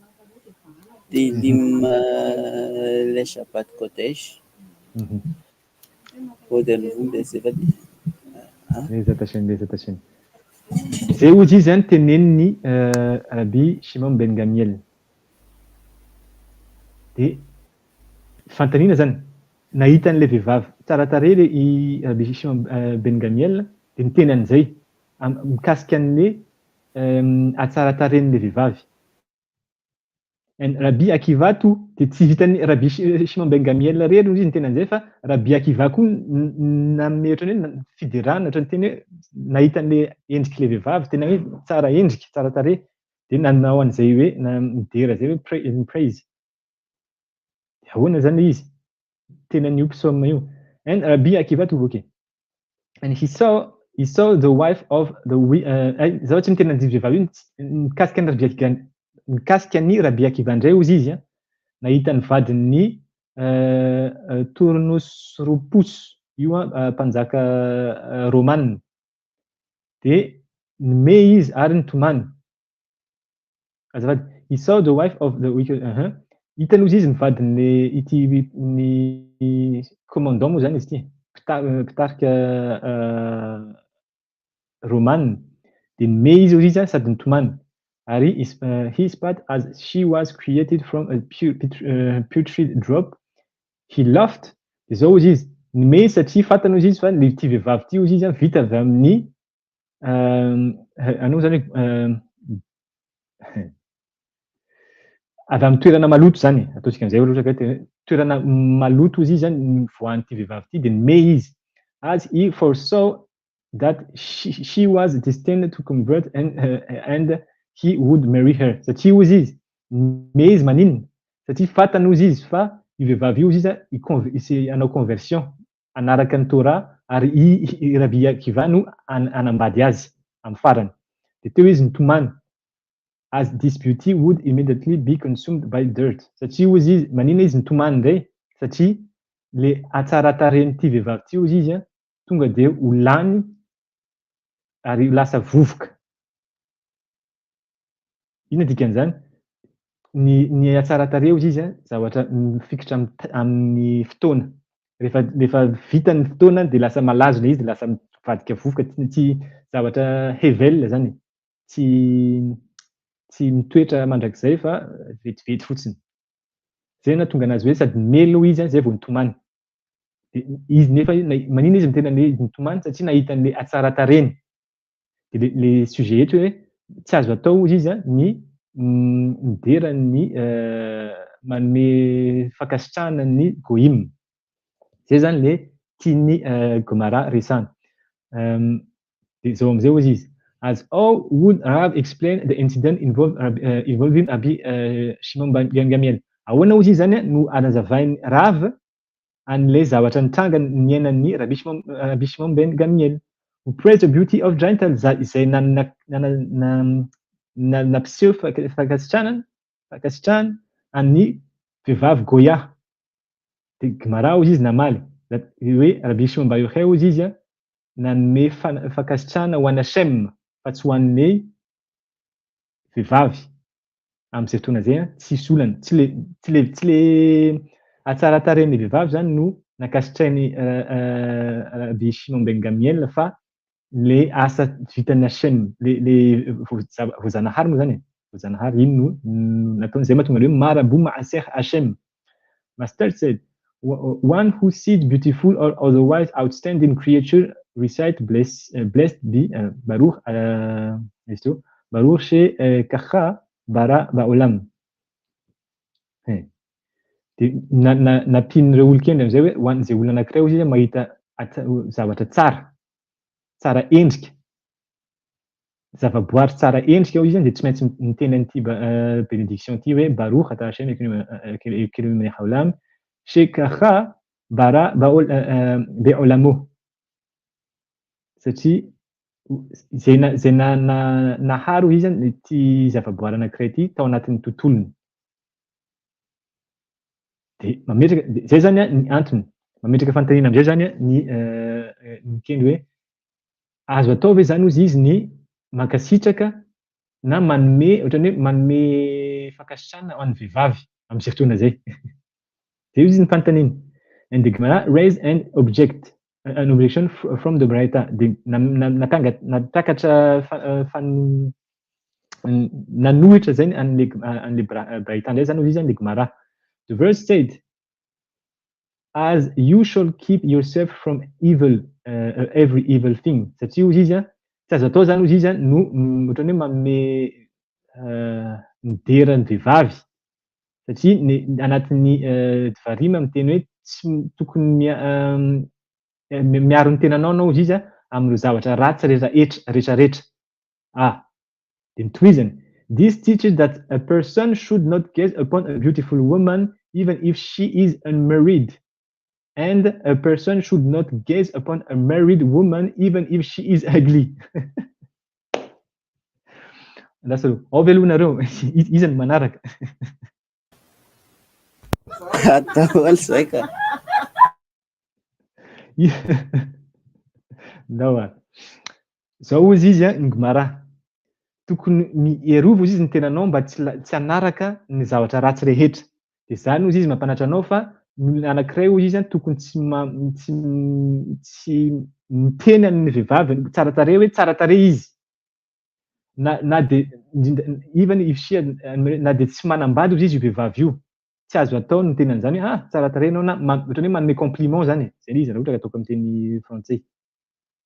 Vetivety ano moa zany atao hoe compliment amin'ny teny gasy. Fankasitrahany e, zay izy. Fankasitrahany. De even if she is de tsy vitan'izay koa izy. De ny olona anankiray koa izy tokony tsy manome fankasitrahana ho an'ny vehivavy efa manambady na de ratsy tarehy ary izy hoy. Ahoana koa zany? Zay, apetrako ilay fanontaniana. Inona ahoana ny fanazavanareo an'izany? Na de ratsy tarehy hozy izy tsy mahazo mankasitraka an'izay vehivavy mihitsy hozy izy na de efa manambady ary. Azavao kely azafady zay gomara zay. Iza ny afaka manazava moa zany? Na inona ny azony ny tsirairay? Izy raha tasema ahoana koa zany hoe tsy azo atao ny manome fankasitrahana azy na de ratsy tarehy ary izy. Fa maninona izy na hoe na ratsy tarehy izy zany de mbola omena fankasitrahana ihany fa izy raha tasema. Satria ny tiany teneniny hoe satria izy ratsy tarehy raha ohatra ka tsara tarehy le olona de mety anao hoe tonga ohatrany hoe mankasitraka ny tsara tarehiny. Fa na de ratsy tarehy ary izy. Izy raha tasema na ratsy tarehy ary izy zany de tsy azonao atao no midoka anazy. Satria zay le izy, le midoka ny tsy mety. Fa io tsy mifandray amin'le tsara tarehin'le olona na le aratsy tarehin'le olona. Fa midoka olona. Indrindra indrindra midoka vehivavy na tsy manambady ary satria izy tsy manambady ny tena marina izay ny ohatrany hoe misy alalana kely satria tsy manambady. Fa na de tsy manambady ary izy ny olon-kendry tokony tsy mandoka olona. Na tsara tarehy izy na ratsy tarehy. Izy raha tasema. De mitohy amin'izay tafiditra asika amin'izao 20B. Maninona moa zany hitantsika ny antony mahatonga naniresaka an'ity and a person should not gaze upon a colored garment of woman. Tsy vitan'izay hozy izy. Fa tokony tsy mandoka ny lokon'ny akanjon'ny vehivavy. Manomboka izy. Raha ohatra ka misy vehivavy zany manao akanjo. Raha ohatra ka akanjo io manana loko manintona ny maso.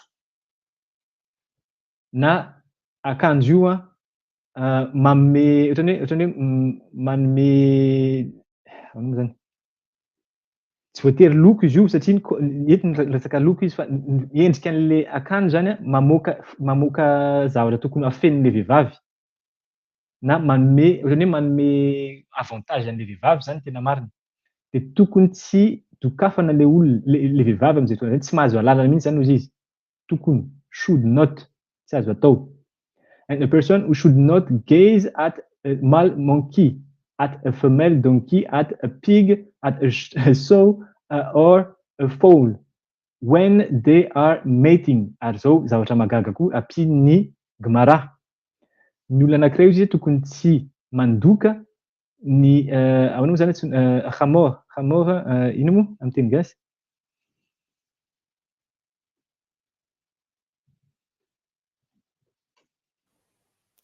Apondra ve? Apondra? Na lahy io na vavy na kisoa io izy tsy mahazo hoe mandoka. Zay zany fanontaniana. Misy olona ve mandoka kisoa? Izy raha tasema misy.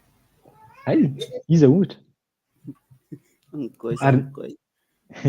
Indrindra indrindra hozy izy raha ohatra ka reo biby rehetrarehetra reo lahy sy vavy eo ampanaovana misy firaisana. De hoe miteny zareo tsara ohatrany hoe mandoka zany even if one were full of eyes like an angel of death. Na de olona anankiray hozy izy ny gomara feno maso mitovy amin'ny anjely fahafatesana. And so from every direction it is not permitted to look. Satria izy inona tiany teneniny gomara amin'izay satria voalohany indrindra zavatra voalohany mila fantarina fa malahy amavety na ny anjelin'ny fahafatesana feno maso. De hozy izy zany hoe ny tiany teneny eto hoe na de betsaka na de mandehandeha hozy izy ny mason'le olona ary hitany tampoka zay zavatra zay anatin'ny masony. Hoe nahita ohatrany hoe biby anankiroa mifandray zany misy ihody de tsy mahazo miteny mihitsy, tsy mahazo gezy mantsy ny tena marina andrasony hoe vety. Sarotra koa de miovaova azafady. Eto averiko kely satria manino izy miresaka ny masony malaky amavety satria gezy eto izy. Azafady, averiko kely le fanazavana eto satria ny teneny teto hoe tokony tsy mijery gezy zany le re mijery. Istakel, hitanareo ty istakel zany fijerevana. Hozy izy hoe le pasoky miteny hoe tokony anao izy zany tokony miala lavitra amin'ilay inona zavatra rehetrarehetra ratsy zay hitondranao amin'ny toerana ratsy. Arova izy ny tenanao amin'ireo zavatra ratsy rehetrarehetra. De eo izy zany mampianatra ny olona anankiray hoe ny olona anankiray izy tokony tsy mijery gezy. Istakel mijery manipy maso amin'ny vehivavy zay tsara tarehy. De na manambady na mbola tsy manambady ary hozy izy le vehivavy tokony tsy jerena. Miresaka maso izy io. Zay mantsy ny resahana eto. De hozy izy and a person who not cares. De ny olona anankiray koa zany tokony tsy mijery vehivavy efa manambady na de ratsy tarehy ary izy. Inona moa zany tiany teneny tsy hoe mijery. Anao rehefa miresaka amin'olona tsy maintsy mijery. Fa ito miteneny eto hoe istakel zany ohatrany hoe misy zavatra tianao jerena mihitsy any amin'ny vehivavy. Misy zavatra tadiavinao zany ohatrany hoe zay zany izy hoe amin'ny teny frantsay izy hoe dévisager, ohatrany misy zavatra tianao jerena ao ambadika. Misy zavatra manintona ny masonao zany satria tratran'le hatsaratarehin'le olona na le endrika na le zavatra amin'ny akanjony koa izy. Tandremo mijerijery hozy izy ny akanjo, lokon'ny akanjon'le olona, le vehivavy. Fa io tsy averiko ihany tsy mijanona amin'ny resaka akanjo io fa na ny endrikan'le akanjo zay mamoaka zavatra tokony tsy jerena hozy izy. Gaze, zay averiko zay adisoko teo tsy hoe mandoka eto fa mijery. La personne not gaze de tokony tsy mijery zany hozy izy ireo karazana biby resahana eto reto rehefa misy ihody zareo. Na de olona anankiray hozy izy feno maso tahaka ny anjelin'ny fahafatesany. Inona dikan'izany? Mijerijery be.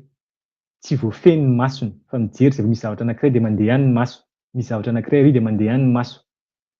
Tahaka an'io izy anjelin'ny fahafatesany satria zay angamba ny zara kely fotsiny. Alohantsika miditra amin'ny fahazavana eto, reto biby reto kôdy reo. Tsy hoe marina fa arabaky teny miresaka izy hoe apondra, na kisoa. Fa reo zavatra reo dingana olona. Misy dikany koa ilay izy. Misy olona mitovy fihetsika ny kisoa. Rehefa indrindra eo amin'ny rehefa misy antsoina hoe ihody. Tsisy kedosa zany le ihody fa misy eritreritra ohatrany hoe mitovy amin'ny dingana biby. Dingana na apondra. Lahy na vavy. Sisy ny teny hoe lehilahy fotsiny. Fa hamora, ubehazir, pig, ubehazira, sy ny vehivavy ina moa zany kisoa vavy. Averiko ihany. Reo arabaky teny biby. Fa remez, za zany mbola tsy miditra sody fa remezindreo fihetsika ny olona rehefa eo amin'ny ihody. De jerijery satria miresaka ihany le izy eo anatrehan'ny maso le izy tsy azo jerena hozy izy reo zavatra indrindra olona manana fihetsika ohatran'izany tokony tsy jerena reny olona reny satria raha anao mijery an'le olona ohatran'izay na mijery vehivavy ny akanjon'ny vehivavy sy ny sisa de inona zavatra mitranga mitondra anao amin'ny inona amin'ny zavatra ratsy evil thing na izy teo ny Massekhet Mikol davar ra. Ra, inona dikan'izay? raha ho an'ny Rabbi Pinhas Yair, inona ny kôdy tsiambaratelo ambadika ny ra?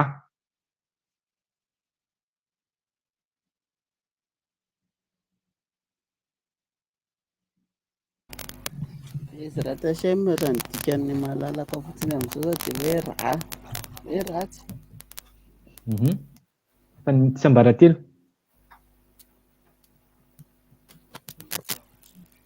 Bezra Tashem raha tsy diso aho ohatran'ny rachet de vote izy io. Inona le rachet de vote?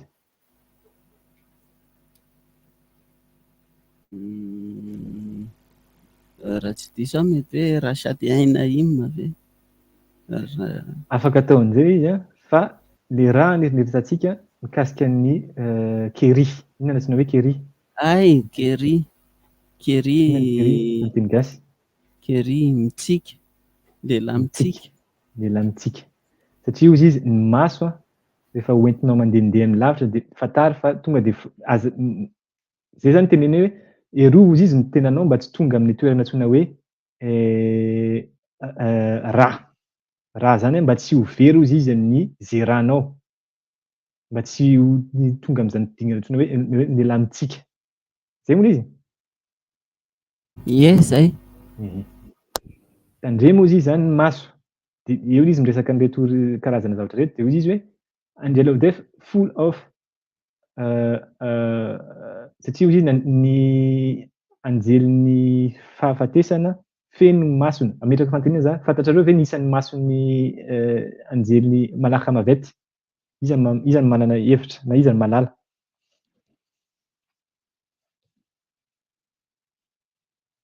Bezra Tashem tsy malala. Zakain'i David, Rabanit sao dia mahay. Na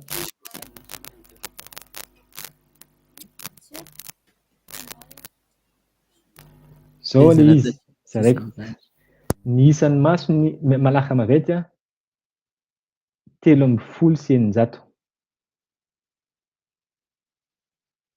Inona dikan'izany? Tariaka mihitsy vote. 613 mihitsy vote dikan'izay a. Maso satria averina ihany malaka mavety a mpanompo ny Hashem. Tsy ratsy izy, tsy tsara izy fa manao ny asany. Ny asany dia mijery istakel, zay le izy. Mijery ary mandinika ny olombelona zay nanaraka ny Torah hoe inona daholo ny mihitsy vote, izao ny 613 mihitsy vote ataony a, dia jereny hoe vitany ve nanao an'ilay izy sa ny zavatra tsy nety nataony. Nataony ve izy sa tsy nataony? Le zavatra le fomba nataony ve araky ny halakha sa tsy araky ny halakha? Satria inona ny zavatra mitranga raha ohatra ka misy olona anankiray zao ohatra manao mitzvah fa tsy le Shem Shamaim dia inona ny zavatra mitranga? Ohatran'ny hoe maka antsy izy dia tsobany ny masony malaka mavety, mikipy le maso. Dia zay le mahatonga ny hoe manaka mavety rehefa maty ny olona mandeha dia miakatra eo anatrehana Hashem ho tsarana dia tonga manaka mavety ny teny.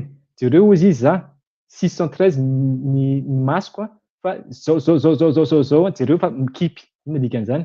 Tsy nanao an'ilay mitzvah izy na nitsombany le mitzvah satria tsy le Shem Shamaim.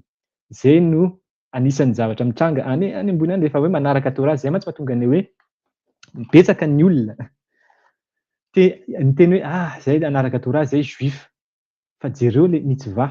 Vita ve le mitzvah? Ahoana ny nanaovanao le mitzvah? Amin'le ianao hiseho hoe anatin'ny judaisme ve ianao dia hoe manaraka an'le mitzvah sa ho an'ny Hashem mihitsy le izy? Inona zany zavatra zany? Midot tovot ihany. Satria rehefa anao anaty midot tovot, olona endry ataonao le zavatra tsy sehosehoana ho any ivelany fa hoe zay no nagatany Hashem dia zay no atao, zay no tanterahana. Amin'izay fotoana zay tsy hazo shalom tsy ndrominao ny masony malaka mavety. Satria amin'izay fotoana zay manana alalana miteny hoe za asako mijery fotsiny an'le mitzvotin'le olona. Za tsy hamono anazy tsy maninona. Fa rehefa tonga moa fotoana dia atsoriny ihany izy tena marina, izy mitondra an'le fanahy fa teneniny amin'ny Hashem amin'izay. Nefa jereo masoko rehetrarehetra tsobany tamin'izao. Zao ny isany. Ty nety, ty tsy nety. Dia ny masoko mikipy, ny anankiray mandeha rà, ny anankiray misy ratra sy ny sisa sy ny sisa. Dia le olona zany nandray an'izay Torah zay, tsy maintsy mamaly izy amin'izay fotoan'izay hoe maninona masony manaka mavety ny tsombanao.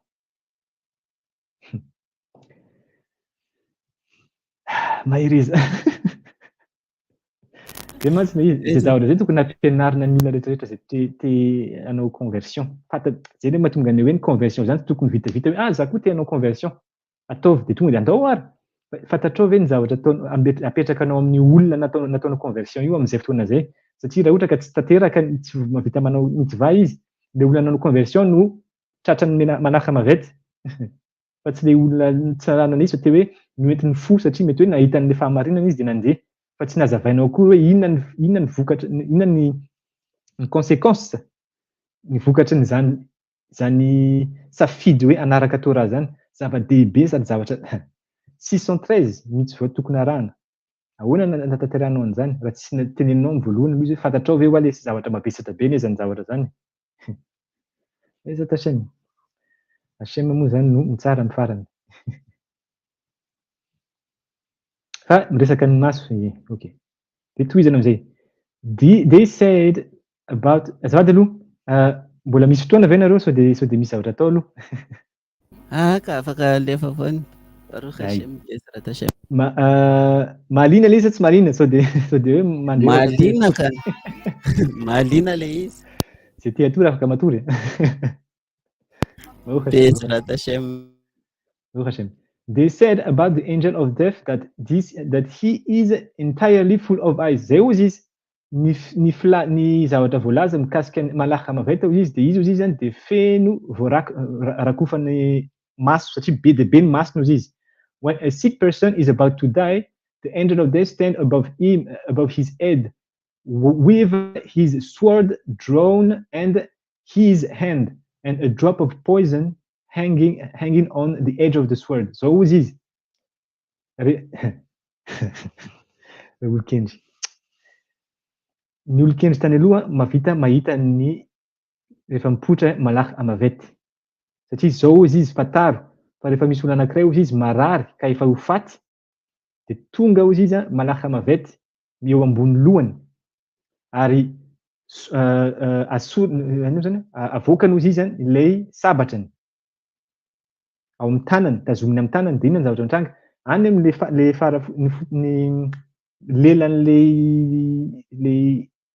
sabatra ozy izy misy poizina zay mbola tsy nilatsaka le izy fa vonona hilatsaka. Use izy. Once the sick person sees him, he trembles and thereby open his mouth, and the angel of death throws the drop of the poison into his mouth. De rehefa ho faty ozy izy am'izay le olona marary. Azafady, non, rehefa hitany tazan'le olona marary ozy izy am'izay le anjely ny fahafatesana malaka mavety de tonga de tsy tafetsika intsony ozy izy mangofotra ary vao manomboka ozy izy mangofotra am'izay fotoana zay de misokatra ozy izy ny vavany de latsaka ao anatin'ny vavany lay pozina tao amin'ny sabatra ny malaka mavety de inona ozy izy from this drop the poison the sick person dies de vokatry ny pozina iny maty am'izay lay olona.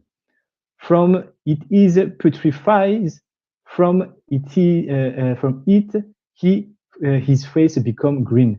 Ary avy amin'iny pozina io izy no mahatonga ny vatany lasa rava. Putrefy zany mbola enjana kokoa no rava fa tena rava moa zany ary ny tarehiny ozy izy lasa maitso. Ahoana ny hevitrareo am'zany mikasika an'izany tantara zany? Bezrat Hashem mahakaka marina fa manina ny olona anankiray rehefa mialaina de misokatra foana amin'ny vavany. Io zany ny valiny hoe fa manina. Io ny valiny. Fantatsika fa ny olon-kendry tany aloha ny malagasy koa malala an'izany. Fantatsika tsara io malaka mavety io. Fantatsika. Misy tantara maromaro masy mikasika ny neniny dadanay.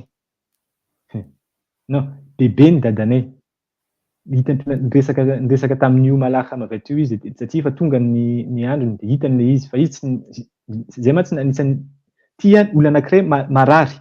Olona marary zany dikan'izany. Avezany ny vokatry ny aretina. Avera. Feno ota ary tsy nanao tesova. de manjary marary ny fanahiny, de rehefa marary ny fanahy de marary ny vatany. Fa ny olona rehefa tsy marary, ina dikan'izany? Feno fahendrena ary masina. Tsy izay ny fomba fahafatesan'ilay olona. Zavatra hafa mihitsy. Ary ny bebe ny dadanay niresaka tamin'io manaraka mavety io satria tonga izy niresany. Ay, tonga zany ianao izy. Eny, de teneniny izy hoe andasy kely aloha fa misy zavatra tiako ataon'ny zanako, miasa ny dadanay, dadabe zany. De niandry izy, tena niaino an'ilay olona. Fa tsy tonga de hoe tonga izy de alainy de miala, tsy zavatra resaka, tsisy resaka mihitsy. Inona dikan'izany? Satria voalohany indrindra feno fahendrena ary misy hasina, misy mendrika zany olona zany fa tsy ataony digana antsoina hoe olona marary. Ary tsy izay rery ny tantara anankiray fa angamba antaniko hoe sao de manana tantara ohatran'izay nareo, afaka zarana kely azafady.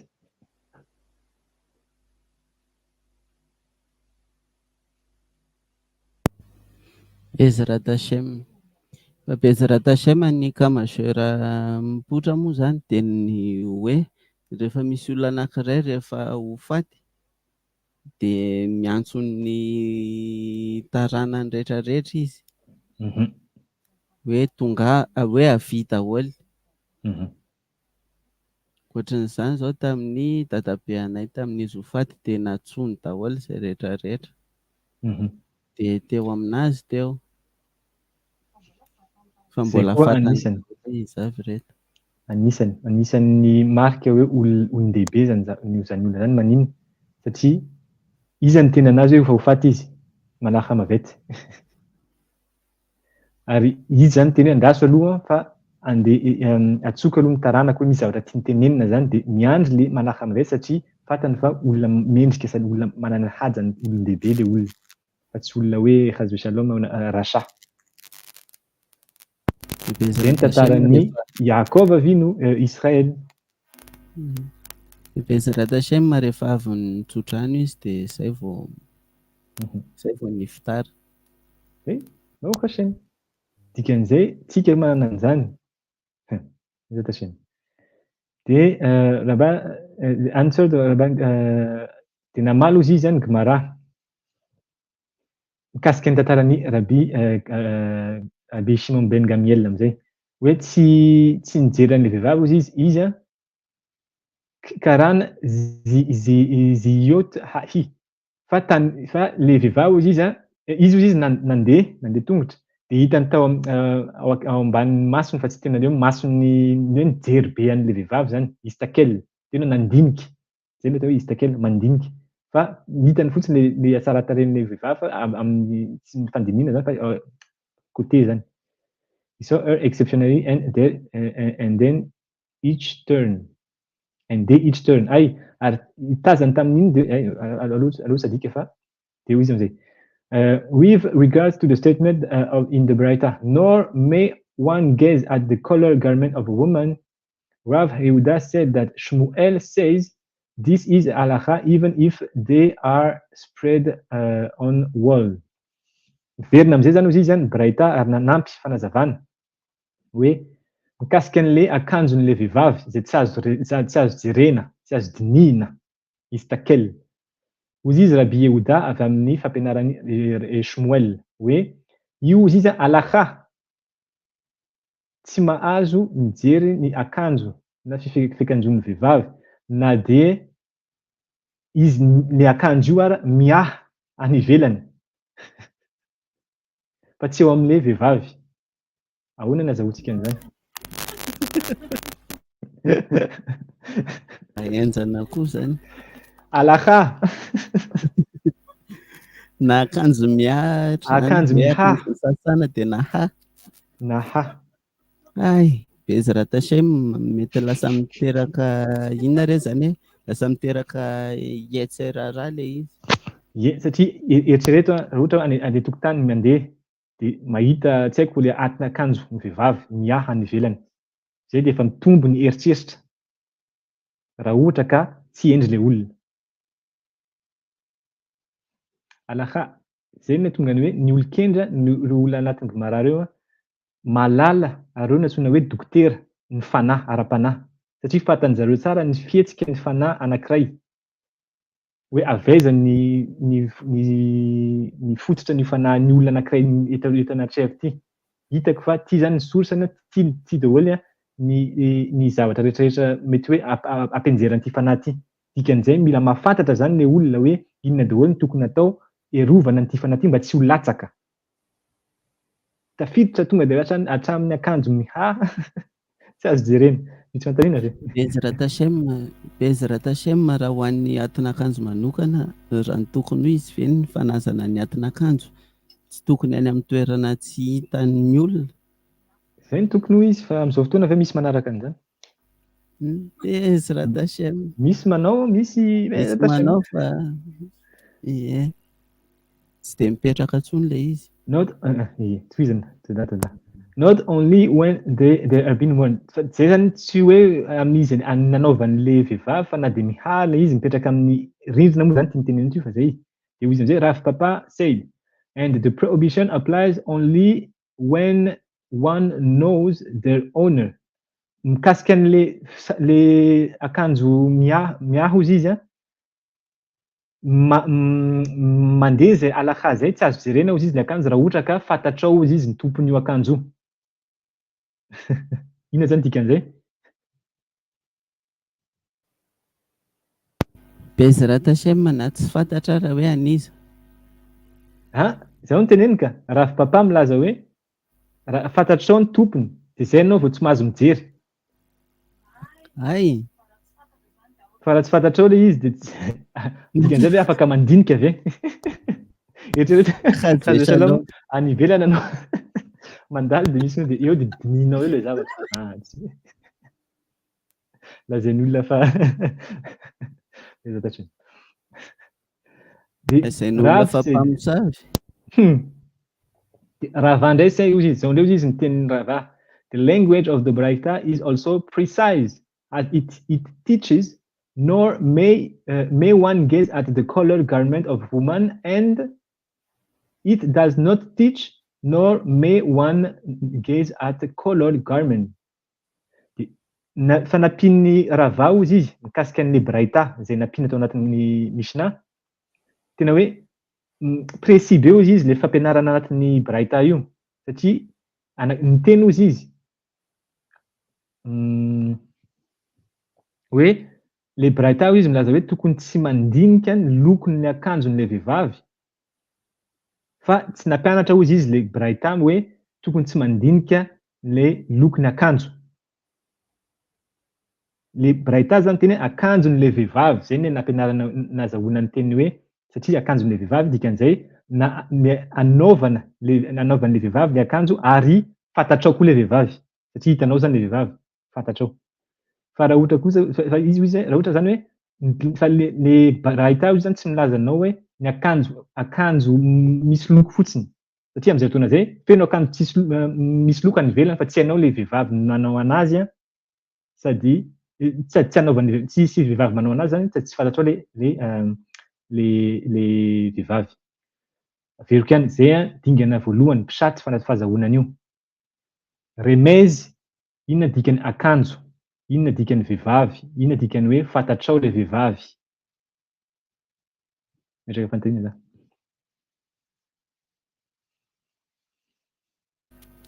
Bezra Tashem raha ohatra hoe resaka ao anatin'ny Torah de raha resaka hoe fantatra le vehivavy, raha ohatra hoe ao amin'ny Bereshita ohatra de hoe ariny fa nahalala ny vadiny i Adam, ary terada i Chava, niteraka ny Caïn, niteraka ny Hevel, zany hoe mety hoe vehivavy vadiny ve zany le izy matoa fantany?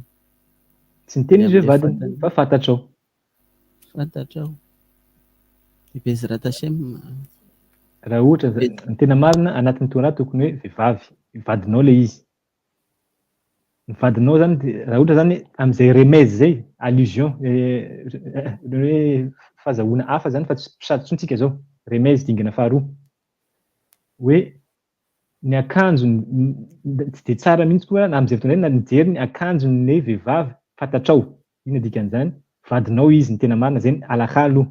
Fa am'izao fotoana mantsy hoe olona mampafantatra vehivavy zany efa tsy voatery izy vadinao. fa tamin'ny mitondra ny Gemara vadinao izy matoa fantatrao. Dikan'izay Calva-Homer à plus forte raison aminao dikany hoe Calva-Homer teny gasy. Indrindra. Ary indrindra ka raha ohatra ka vehivavy tsy fantatrao na tsy vadinao, tandremana zany no mijery mandinika na eo amin'ny fitafin'ilay vehivavy na ny hatsaran'ilay vehivavy na inona indrindra Calva-Homer. Raha ohatra ka ny vadinao anao dia efa mitandrina mba tsy hahazo eritreritra ratsy ao anatin'ny lohanao, Calva-Homer.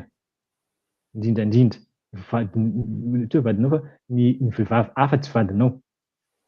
Zay zany ny fampianarana eto. Averiko ihany rehefa mianatra Gemara tokony tsy atao voalohany mila azo aloha ilay texte, mila azo ilay zavatra teneniny. Fa misy amin'izay dingana, isika raha mbola tsy niditra saody fa mbola remesy sika zao. Nefa mbola misy drasy, misy koa ny antsoina hoe saody. Dia ina indray ny remezy ny akanjo?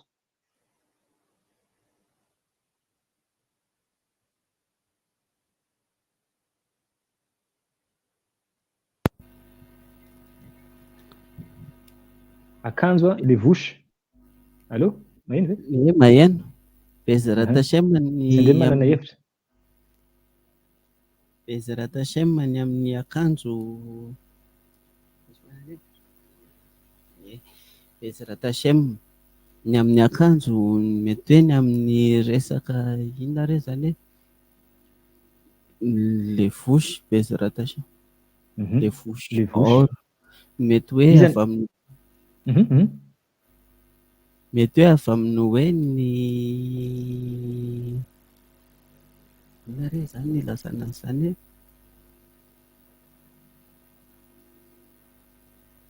Bezerata Hashem. Ny zavatra mipetraka ato an-tsaiko ato. Teneno, zarao.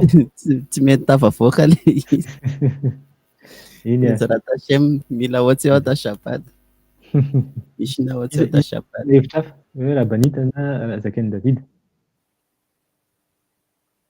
Inona ny remezy ny akanjo? Hafatra. Bezerata Hashem ny mifandraika amin'ny akanjo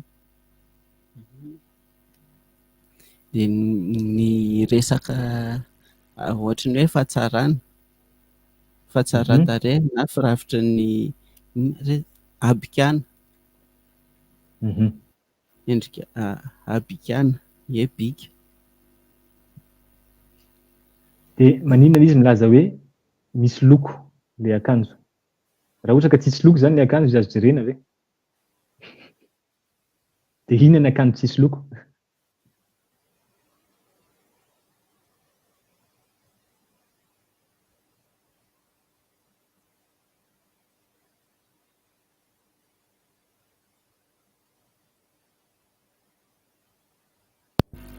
Bezerata Hashem inona zany zany akanjo tsisy loko?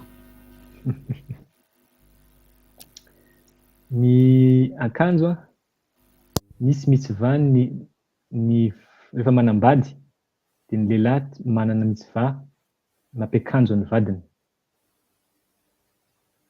Tsy maintsy mampiakanjo ny vadiny.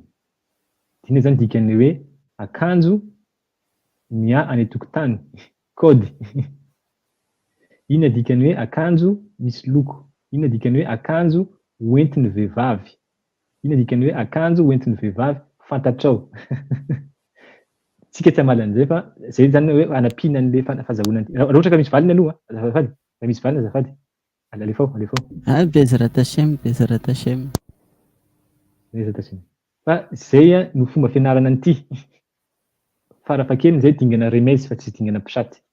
Kôdy be daholo ireo fa averina ihany fa mikasika ny fijerena maneho mandinika vehivavy. Tsy azo atao. Mitsivà. Misy fanontaniana. Fanontaniana Rabanita hoe ny akanjo anaovan'ilay vehivavy zany hoe mamaritra ny vadiny. Ny akanjo anaovan'ny vehivavy ny vadiny no mampiakanjo azy. Ny vadiny no manamboatra an'ilay vosiny. Dikan'izay raha ohatra ka misy vehivavy any ivelany manana akanjo feno loko manintona ny mason'ny olona rehetrarehetra izay mandalo, inona dikan'izay? Ilay lehilahy no nampiakanjo azy. Inona dikan'izay? Le vadin'io vehivavy io zany efa misy mila ampiana amin'ny resaka ra na resaka ino zany tsy nioty, tsy nioty zafady, resaka zavatra ratsy. Satria raha ohatra ka tsisy an'izay ny lohan'le vadin'io vehivavy manao akanjo manintona maso io, tsy manao an'izay akanjo zay mihitsy io vehivavy io. Dikan'izay mendrika ary maontina io vehivavy io. Matoa ilay vehivavy tsy manaraka an'izay akanjo avy amin'ny lehilahy. Dikan'izay ny fihetsikan'ny olona avy amin'ny ny fihetsikan'ny vehivavy na ny fiakanjon'ny vehivavy dia miankina amin'ny hasiny vadiny.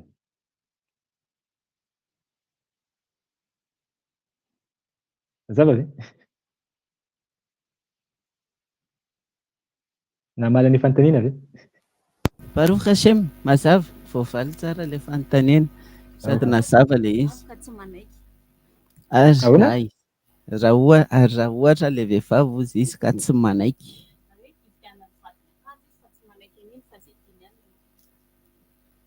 Hoe hividianan'ilay vadiny akanjo izy dia tsy tiany ilay izy fa izay tiany ihany no anaovany. Saotra betsaka amin'ny fanontaniana fa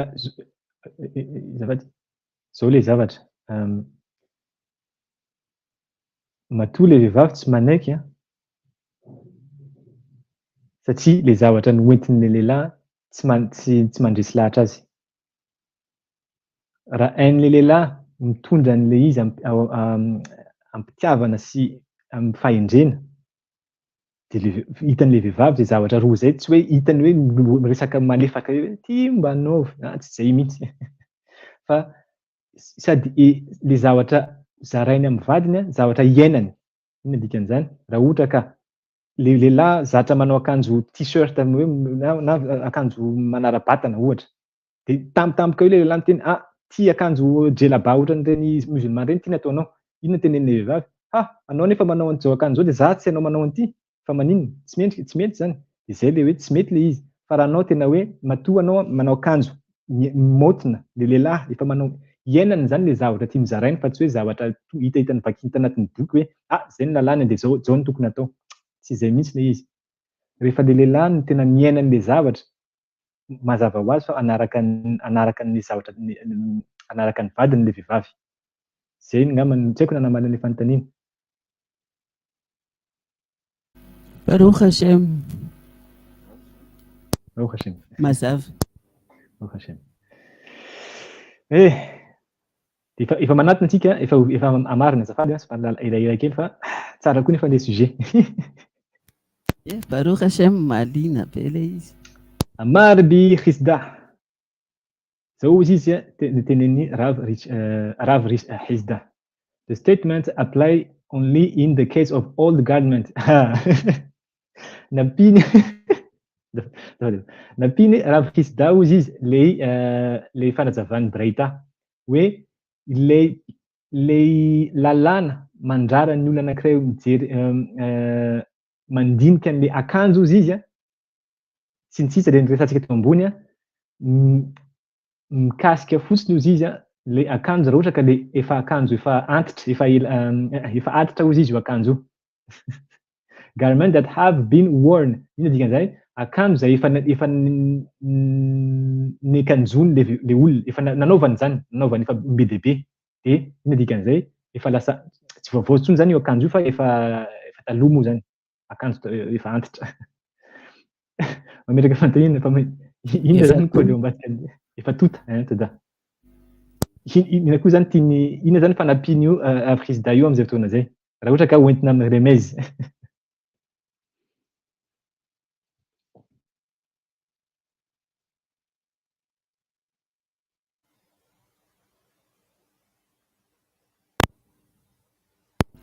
Ezrat Hashem akanjo efa tota. midika zany par akanjo vaovao le izy de inona ny tranga. Tsisy nanao mihitsy io akanjo io. De tsy fantatra hoe anizy. De tsy fantatra hoe anizy. Inona dikan'izany? Zay nahatonga an'le Gomara teo niteny tany ambony hoe na de tsy manambady ary izy le vehivavy tokony tsy dinihana. Satria i akanjo tsisy tompony, dikan'izay mbola tsy namena an'le vehivavy, mbola tsy nampiakanjona an'le vehivavy anankiray, mbola tsy natokana zany le vehivavy, tsy nisy kidoshiny. De zay hozy izy eto hoe zay zany le code eto ny tena marina. Satria isika miresaka ny vehivavy sy izy mbola manambady sa tsy manambady. De miresaka ny akanjo zay nameny ny vadiny. Eto zany izy Rabbi Pinhas milaza hoe raha ohatra ka io akanjo io izy efa tota. De zay vao am'izay fotoana zay izy mipetraka le alakha. Me hoe tokony tsy dinihana satria efa misy tompony. Efa manambady le vehivavy. But in the case of new garment, we have no problem with it. Fa zay hozy izy Rabbi Pinhas. Fa raha ohatra ka akanjo vaovao io izy de tsisy olana mihitsy hozy izy ny jerenany zany akanjo zany. The reason is that if you do not say so, how can we give a woman's garment before it is worn to a launderer? Zay hozy izy, raha ohatra satria hozy izy ny anton'izay hozy izy raha ohatra ka tsy niteny an'izay Rabbi Pinhas de ahoana hozy izy ny fomba amezana akanjo ho an'le vehivavy nefa moa zany before it is worn to a launderer. Zay hoe hafahafa kely le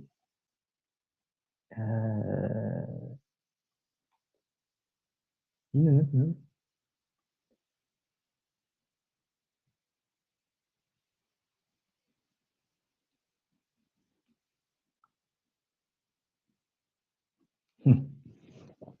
raha zay hozy satria raha ohatra tsy nitenenina zay zavatra zay hozy izy ny hoe efa akanjo efa tota zany no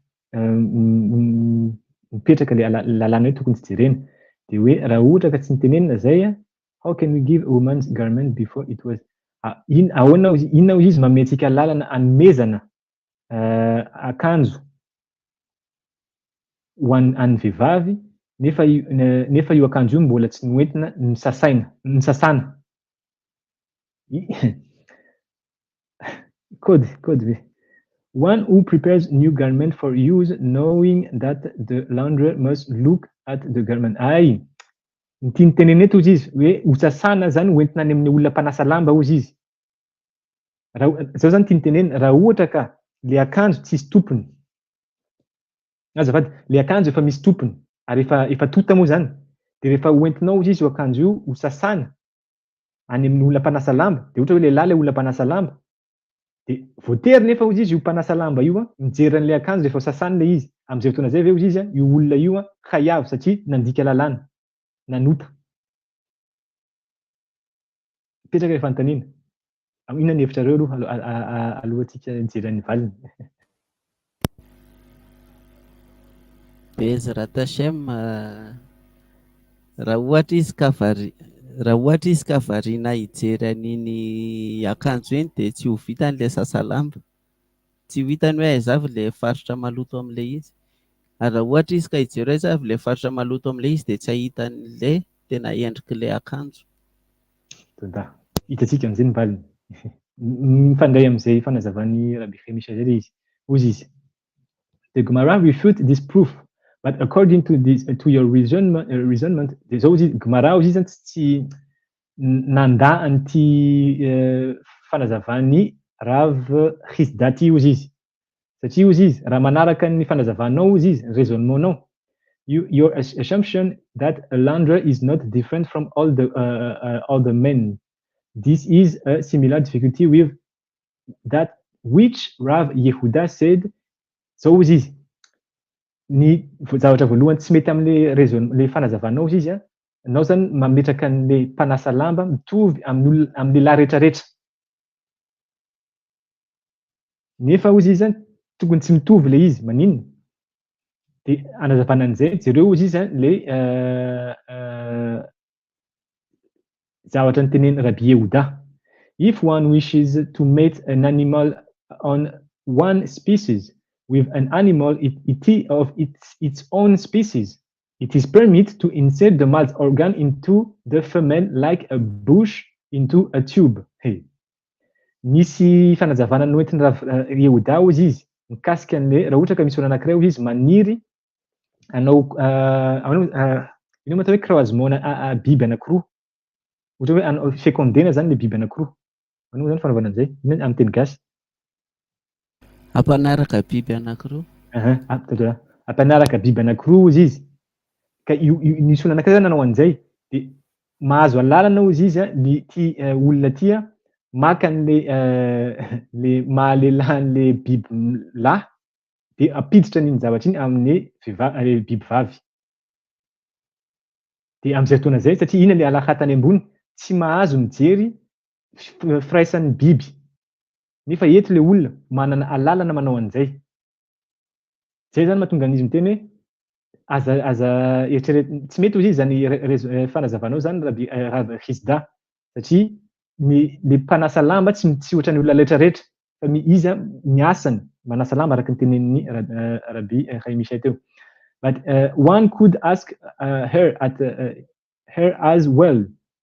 But isn't he looking at the animals as they mate? Zay izy amin'izay fotoana zay izy misy olona afaka mametraka amateny fa nga izy tokony tsy mijery amin'izay fotoana zay tokony tsy mijery an'ilay firaisan'ilay biby ireo amin'izay fotoana zay. Rather he is occupying with his work and therefore his mind will not enter sinful thoughts. Satria izy izy dia sahirana amin'le asa ataony amin'izay fotoana zay satria izy sahirana amin'le asa ataony dia tsisy eritreritra ratsy miditra ao anatin'ny lohany rehefa sahirana amin'ny asa ataony. Kody be. So too with regard the landry dia zay izy zany tokony ataonao anatin'ny sainao rehefa mikasika an'le mpanasa lamba lahy. He is occupied with his work. Sahirana izy amin'le asa ataony araka teny Rabbi Pinhas Yair teo hoe ny zavatra jerena le loto amin'le akanjo. Zay ny tanjony hoe ho asoriko ty loto amin'ty akanjo ty azahoan'le olona maka ny akanjony madio. Therefore the launderer differ from the other men. Zay izy mahatonga an'le mpanasa lamba miavaka amin'ny lehilahy rehetrarehetra. Averiko ihany kody koa izy io midrasy ambadika an'izay iza le olona manasa lamba maloto.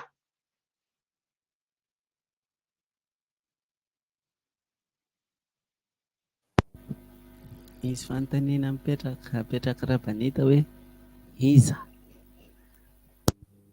Iza? Zao le izy. Tsika teo niresaka ianao teo nilaza hoe rehefa marary ny olona vokatry ny ota. Ary rehefa maloto misy ny ota dia maloto ny fanahy. Ny fanahy akanjo koa le izy, le vosy. Dia rehefa maloto ny akanjo dia mila sasana. Rehefa maloto ny fanahy dia mila sasana.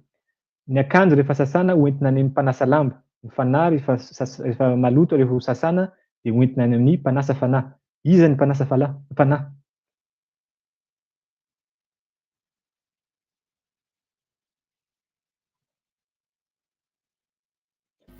Diovina eo amin'ny Gehinam. Gehinam rehefa maty ka. Fa raha ohatra mbola eo amin'ny velona. Ny tontolo hita maso. Zany asan'ny hoe zay ny afatra hoe diovina amin'ny Torah sy Mitzvot. Ie, fa misy tsika tsy miresaka amin'le fitaovana, fa miresaka amin'le olona. Satria tsika rehefa maloto ny akanjo dia manatona olona anankiray mpanasa lamba. Rehefa maloto ny fanahy dia manatona olona anankiray mpanasa fanahy. Iza le olona? Toda raba.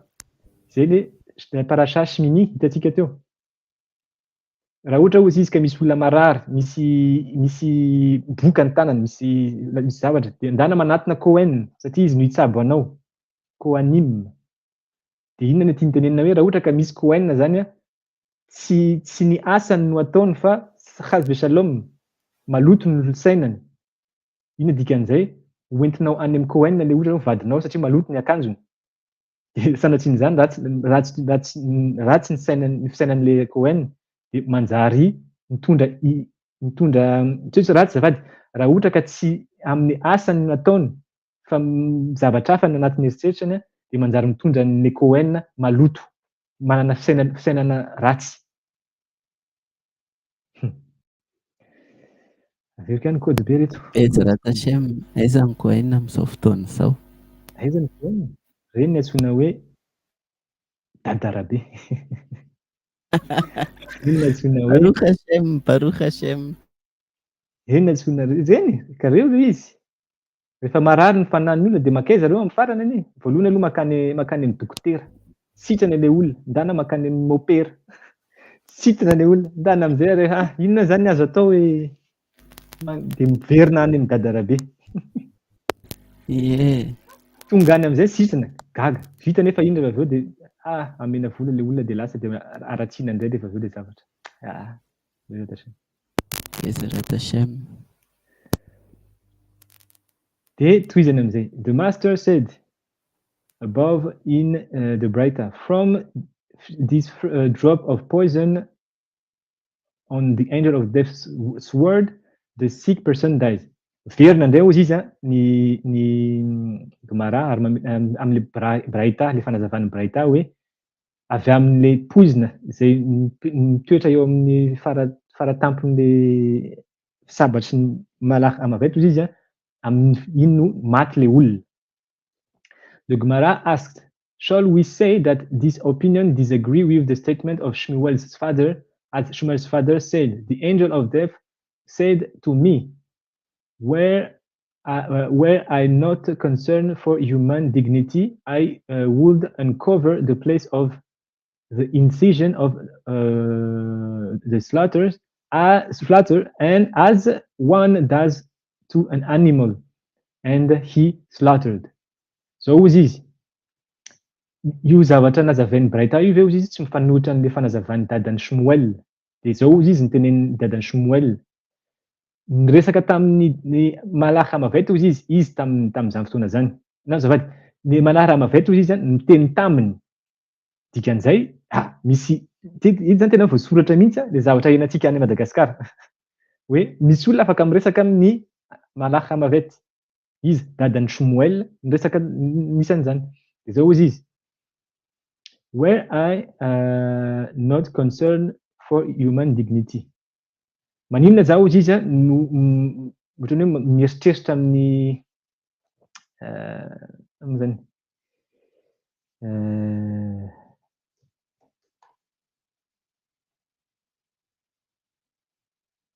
Fa maninona zao ozy izy no tokony amaky loha, hoe vaky loha amin'ny ahoana zany, amin'ny fahamendrehan'ny olombelona, satria ny fihetsika ny olombelona ozy izy zany tsy mendrika. Dia maninona zao izy tokony mendrika manana fihetsika hoe mba manome fahamendrehana amin'ny famonoana ny olona rehefa ataoko ny asako ozy izy. I would uncover the place of incision. Dia hoe amin'izay taona zay hoe rakofako ozy izy le toerana amonoko an'le olona. Toy ny rehefa mamono biby ozy izy, satria rehefa mamono biby dia inona natao? Rakofana ny rà.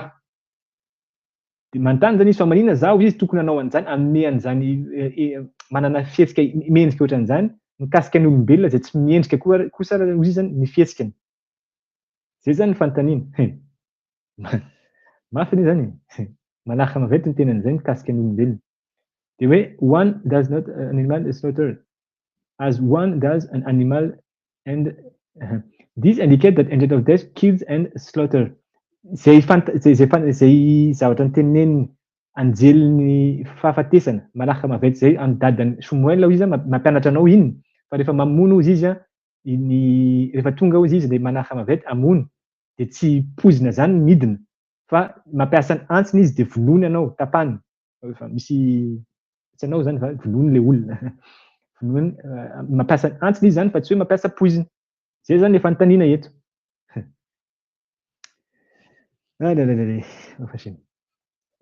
Fa tsy avy amin'ny poizina ozy izy, but not by poisoning them.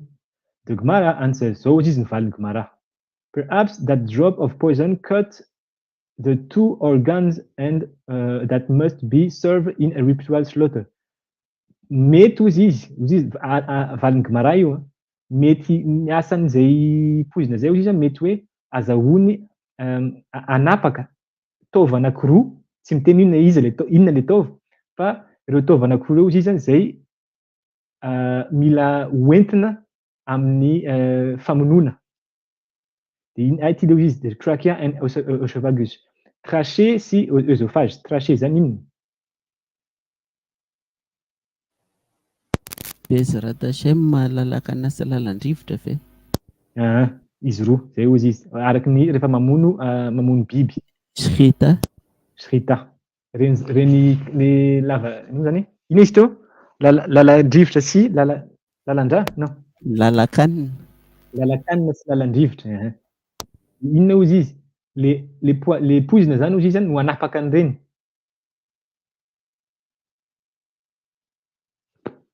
Zay ozy izy, zay ozy izy Gemara. The Gemara notes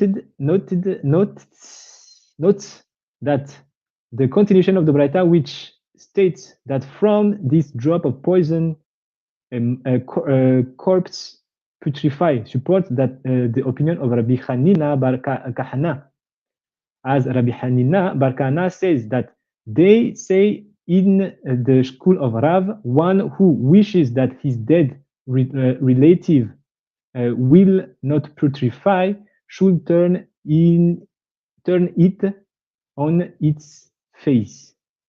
Oh. Immediately the poison entered the mouth and this caused the putrefaction of the corpse. Misy fanazavana ray indray izy nitoizan'ny Gemara mikasika le braita teo. Le hoe iny poizina iny izy no antony mahatonga ny vatana rorava. De zay ozy izy manaraka ny fanazavana Rabbi Hanina Bar Kahana zay nianarany avy amin'ny sekolin'ny Rav. Inona ozy izy ny zavatra tenenin-jareo zany? Raha ohatra ozy izy misy olona anankiray maniry hoe rehefa tonga ozy izy ny fahafatesany de tsy ho rava ny vatany, inona ozy izy ny ataony? Should turn it on its face. Tokony rehefa latsaka ozy izy ny poizina iny de inona ny zavatra ataony? Atodio ozy izy ny lohanao. Immediately satria ozy izy vao latsaka ozy izy ny poizina ao anatin'le vavan'le olona de miditra ao anatin'ny vavany izy de iny no mitondra an'ilay iny le mandrava an'le vatana. Fa raha ohatra ozy izy ka atodika anao ny lohanao amin'izay fotoana zay de inona ny zavatra mitranga? Miala le poizina de tsy rava ozy izy ny vatanao. Zay zany zavatra anankiray, kôdy anankiray zarain'ny Gemara eo hoe raha ohatra ka tsy tianao rava ny vatanao, zay no atao. De ahoana fanaovana an'izay? Bezratachem zany ohatra zany hoe rehefa miala aina le olona de mirirana zany izy.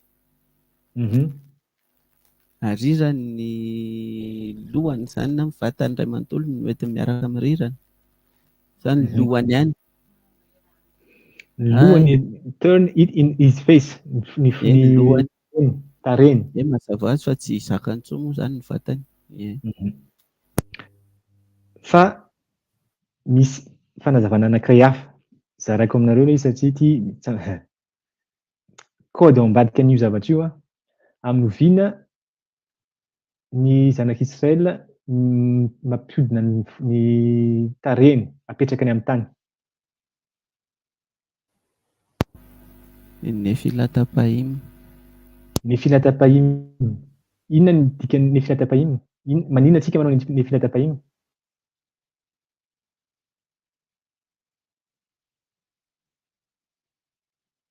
Tsy mandeha ny micro. Bezratachem ny antony anaovana le nefilatapahim noho ny amin'ny iny ty anankiray ty noho ny amin'ny famenarana teo anatrehan'ny Hashem. De inona daholo ny zavatra tenentsika mandritra ny nefilatapahim?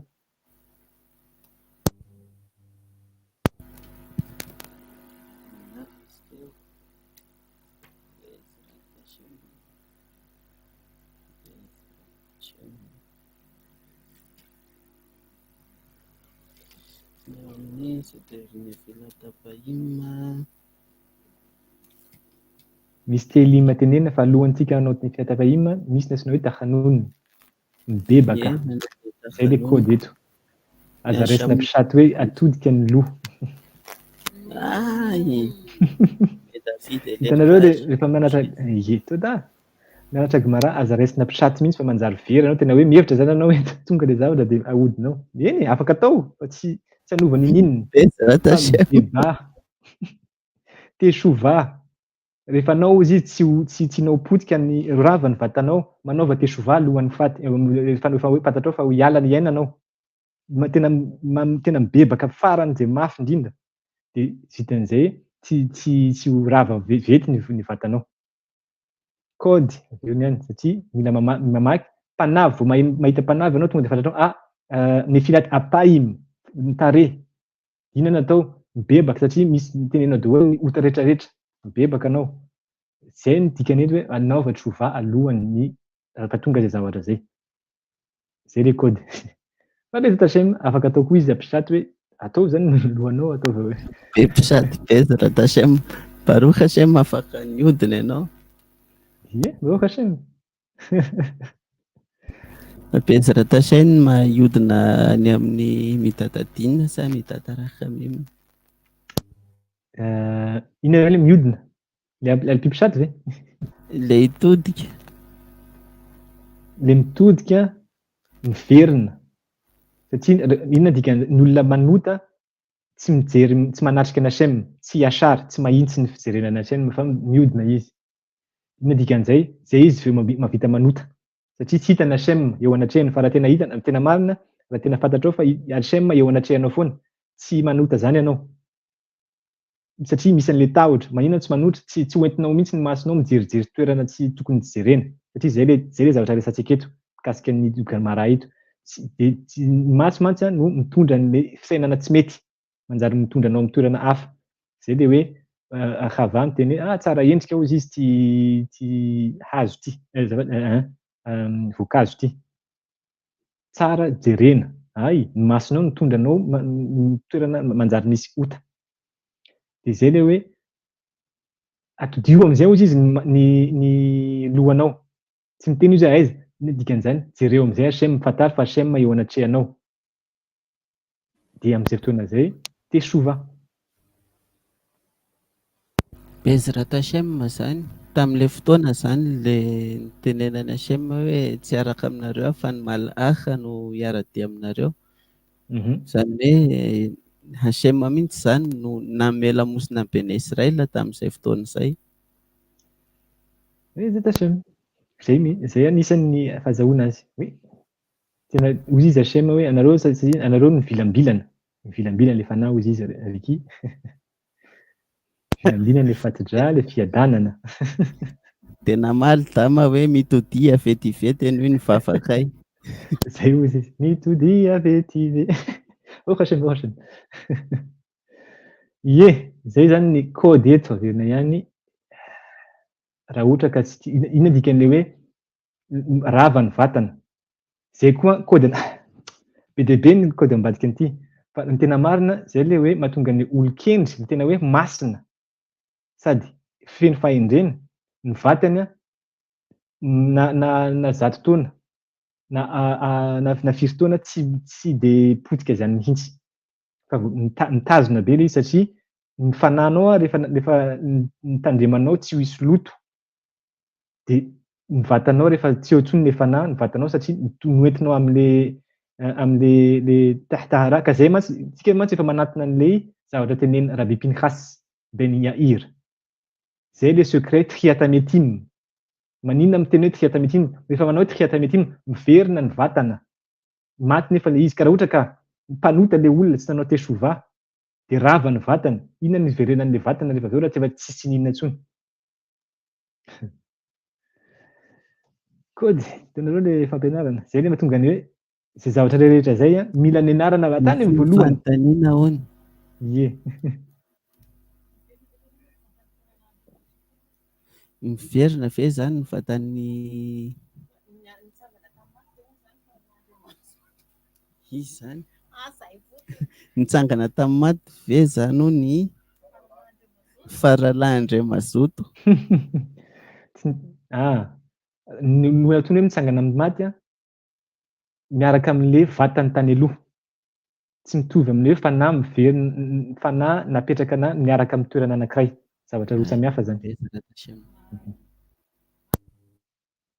Mazava. De Gemara ozy izy. Tohizana zany izy. Fa ino saka teneniko teo, misy zavatra teneniko teo. Izy aloha izy hoe aloha tohizana. The Gemara cits another source that interpret the verse cited above. Nisy toerana anankiray koa izy noraisin'ny Gemara azahoanan'ilay verset eto ambonin'ny resantsika eto io izy. The sages thought that a Braita explain a verse, and you shall keep yourself from every evil thing. Zao le Braita resantsika teo hoe anao izy de tokony mitandrina ny tenanao mikasika ny zavatra rehetra rasy rehetrarehetra, iny hoe ra. Zay zavatra rehetrarehetra zay mitondra ny olona mitsika. Zay zany ny kôdy eto. Satria ra antsoina hoe ratsy fa zay ny zavatra faran'izay ratsy hoe ra rehefa verina mandritra antsoina hoe jera levatala.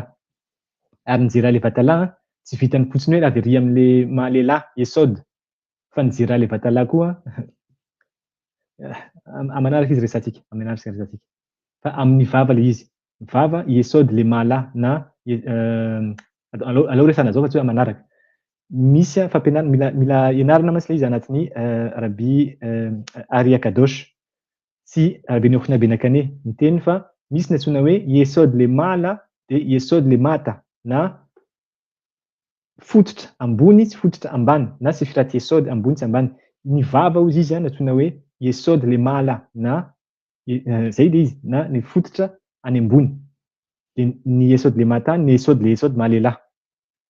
Dikan'izay raha ohatra ka eo amin'ny vava koa anao miteny zavatra be dehibe de efa zera levatala zay satria miteny vokatry ny otiote. Ny otiote zera mitovy amin'le zera mivoaka. Satria ny otiote atao hoe zera io afaka mamelona io na mamono.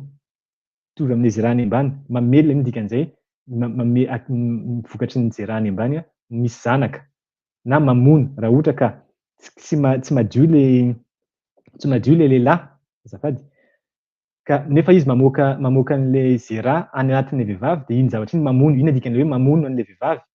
Lasa misy fihetsika lasa ohatran'ny jangajanga le vehivavy rehefa aveo lasa ohatran'ny hoe mpivarotena na hoe tsy manana tsisy fihetsika maontina vokatry ny qualité-n'le zeran'le lehilahy. Zay mahatonga miteny foana ny zavatra rehetrarehetra mitranga eo amin'ny tsy hoe za miteny an'izay hazo shalom fa zay ny fampianarana alpisôdy ny zavatra rehetrarehetra iainan'ny vehivavy arakaraky ny zavatra amen'le lehilahy.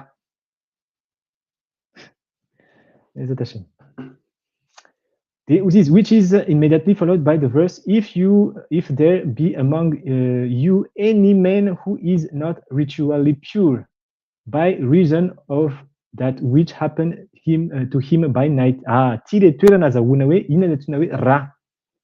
Ty le Gemara milaza anao zay. Satria ozy izy le pasoka any amin'ny Dvarima miteny hoe tokony miaro ny tenanao anao mba tsy miaro ny tenanao amin'ilay zavatra rasy rehetrarehetra. De ny pasoka ao aorianan'izay ozy izy. Raha ohatra ka misy ozy izy lehilahy miara-miaina aminao zay maloto moa zany, impur. Tsy nanao mikve zany izy de mbola maloto. Manina izy tsy maloto satria nisy zavatra nitrangana tamin'ny alina. Ina dikan'izany nanao zera levatala tamin'ny alina. De zay zany fampianarana faharoa afaka resana. Raha ohatra ka nisy zera levatala ny olona anankiray de inona ny zavatra voalohany tokony ataony? Mikve. Satria mila fantarina fa impur izy, mivoaka ny zera tonga de impur. Tsy voatery zera levatala fa rehefa koa efa misy ihody miaraka amin'ny vadiny de ny zavatra tokony atao voalohany mikve. Fa raha ohatra ka tsy manao mikve le olona de impur, maloto foana mandritra ny fotoana izy tsy nanao mikve. Ary iny loto iny tazana ho an'ny olona manana maso tazanao le izy. tazanao le toerana hoe misy loto le olona. De zao izy, this teaches a person should not think impure thoughts by days and thereby comes to the impurity of an emission by night. Io zavatra io izy mampianatra antsika fa ny olona anankiray dia tokony tsy tokony manana eritreritra ratsy, impure, maloto mandritra ny andro.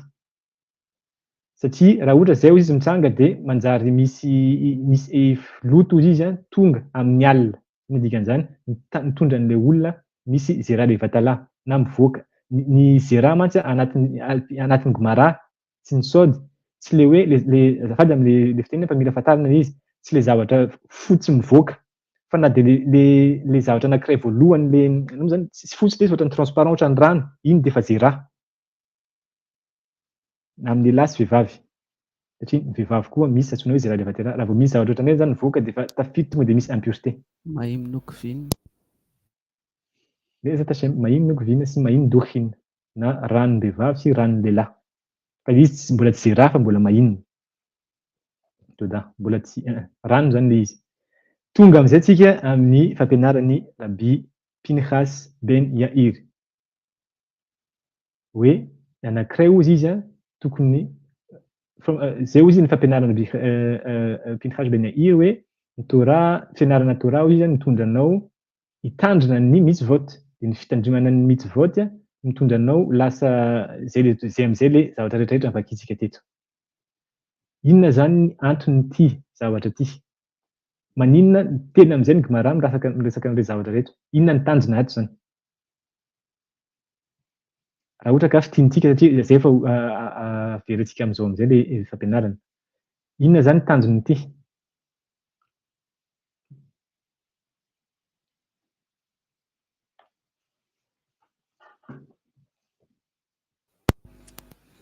Bezrat Hashem raha ho fitinina zany le izy dia ohatran'ny hoe mitarika anao le izy mba hiakatra eo amin'ny atao hoe statueny atao hoe tsadik, dia hiakatra tsadik gamor dia chasid gamor, mba ahafahanao hiala ao anatin'le atao hoe ietserara. Izany hoe tsy ho voakejany atao hoe ietserara sy ady amin'ny ietserara foana ianao zany. Todaraba. Zay no afaka, zay no ohatra hoe fitinina tena fitinina tsara izy Baruch Hashem. Apiako fotsiny angambany hoe zao. Dia divana amin'ny etserara, tsika miteny foana etserara fa tsika manadiny fa hoe ra vokatry ny hoe fihetsika hoe tsika. Tsika moa zany, mitsika. Zay fotsiny no mahatonga ny olona anankiray tsy tafiakatra amin'ny fianarana Torah. Matoa ny olona anankiray misy ezaka be na raha ohatra hoe manomboka anao manao divar Torah, mampianatra Torah na misy boky sokafanao, dia inona ny zavatra mitranga voalohany? Matory le olona. Averiko ihany tsy fitsarana olona le izy. Fa fantatrao hoe misy olana zay olona zay miresaka mikasika ny zera levatala. Na tianao na tsy tianao.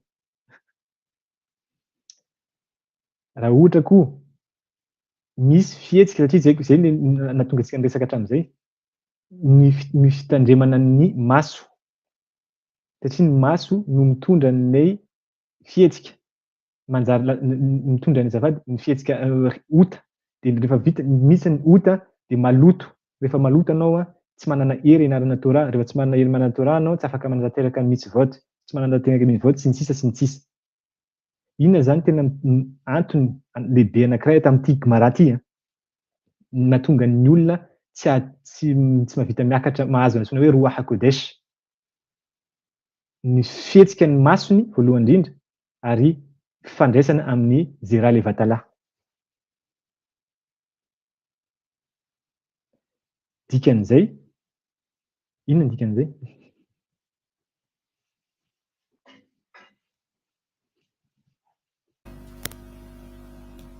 Dikan'izay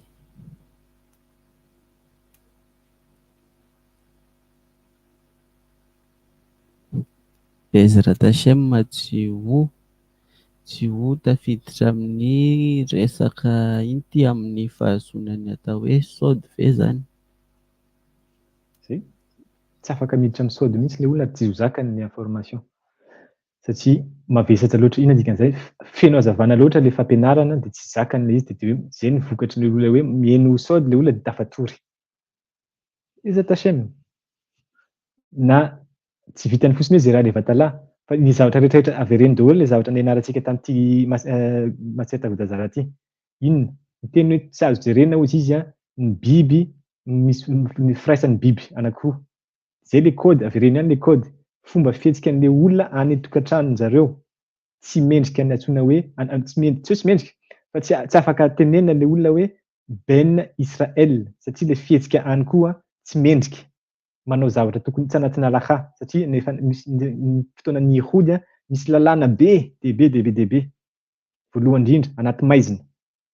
Faharoa oviana manao an'le izy. Shabat après ao aorianan'ny Hatsot Laila na Yom Tov fa mandritra ny Yom Chol alpisode tsy alpisode zany alpisode tena marina lalàna zany.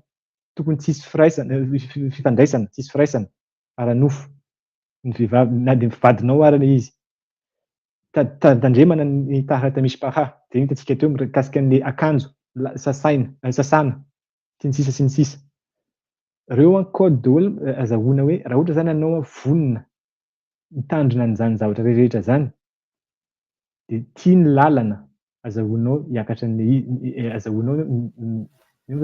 azahoanao an'le satria nitandrina farany iny triatametima tsy vitany fotsiny hoe loto ara-panahy fa vatanao koa mitandremana satria ny zavatra ampidirina anatin'ny vatanao manimba ny vatanao. Zay no mahatonga ny hoe rehefa nao izy vonona manao tesova ny dikan'izay sasanao daholo ny fananao dia madio dia ny vatanao mazava ho azy fa tsy ho rava ary ny vatanao iny no iverenanao rehefa tonga ny antsoina hoe triatametima na fisanganana amin'ny maty. Maro adonay vraiment même jamais donara ba zay nga maniafatra iny fantaniana. Bezarata shemany raha ohatra hoe manao fanabeazanaizana le vehivavy dia lasa manao zay raha le fatalahy ve le lehilahy? Fanabeazana ina moa dikan'izay zafady? Inona moa zany ohatran'ny hoe manao inona re zany? Inona moa ny fanabeazanaizana amin'ny teny farantsay? Amin'ny teny farantsay ohatrany hoe mihinana le amin'izay hoe tsy misy ankizy? Ie, zay. Ay. Alpisode tsy azo atao zany satria tonga dia zay raha leva tanàna na le lehilahy na le vehivavy. Raha ohatra ka nisy firaisana. Ie. Satria inona ny afatra mitsivà voalohany anatin'ny Torah? Perorvo. Omeleta aretsy. Dia inona dikan'izay raha ohatra dikanao amin'ny teny gasy? Mitera dia mameno ny tany. Mitera dia mameno ny tany. Inona zany ny zavatra ataon'ny olona makan'izany zavatra zany? Mba tsy hiteraka. Mandika alakha mideoraita. Le alakha voalohany. Ary alakha voalohany indrindra. Izany hoe tenenina hoe mazoto mahireza. Bezarata shema tamin'ny midrashin'ny tantaran'ny Hizkiaho le fantany hoe hiteraka rasha izy dia izay ny teneniny hoe aza tsy hiteraka. Dia niteny taminazy Hashem hoe ny mitsivà voalohany indrindra izay nandidiko ny olombelona hozy izy no lavinao ka noho izany tsaratsara aminao kokoa ny maty.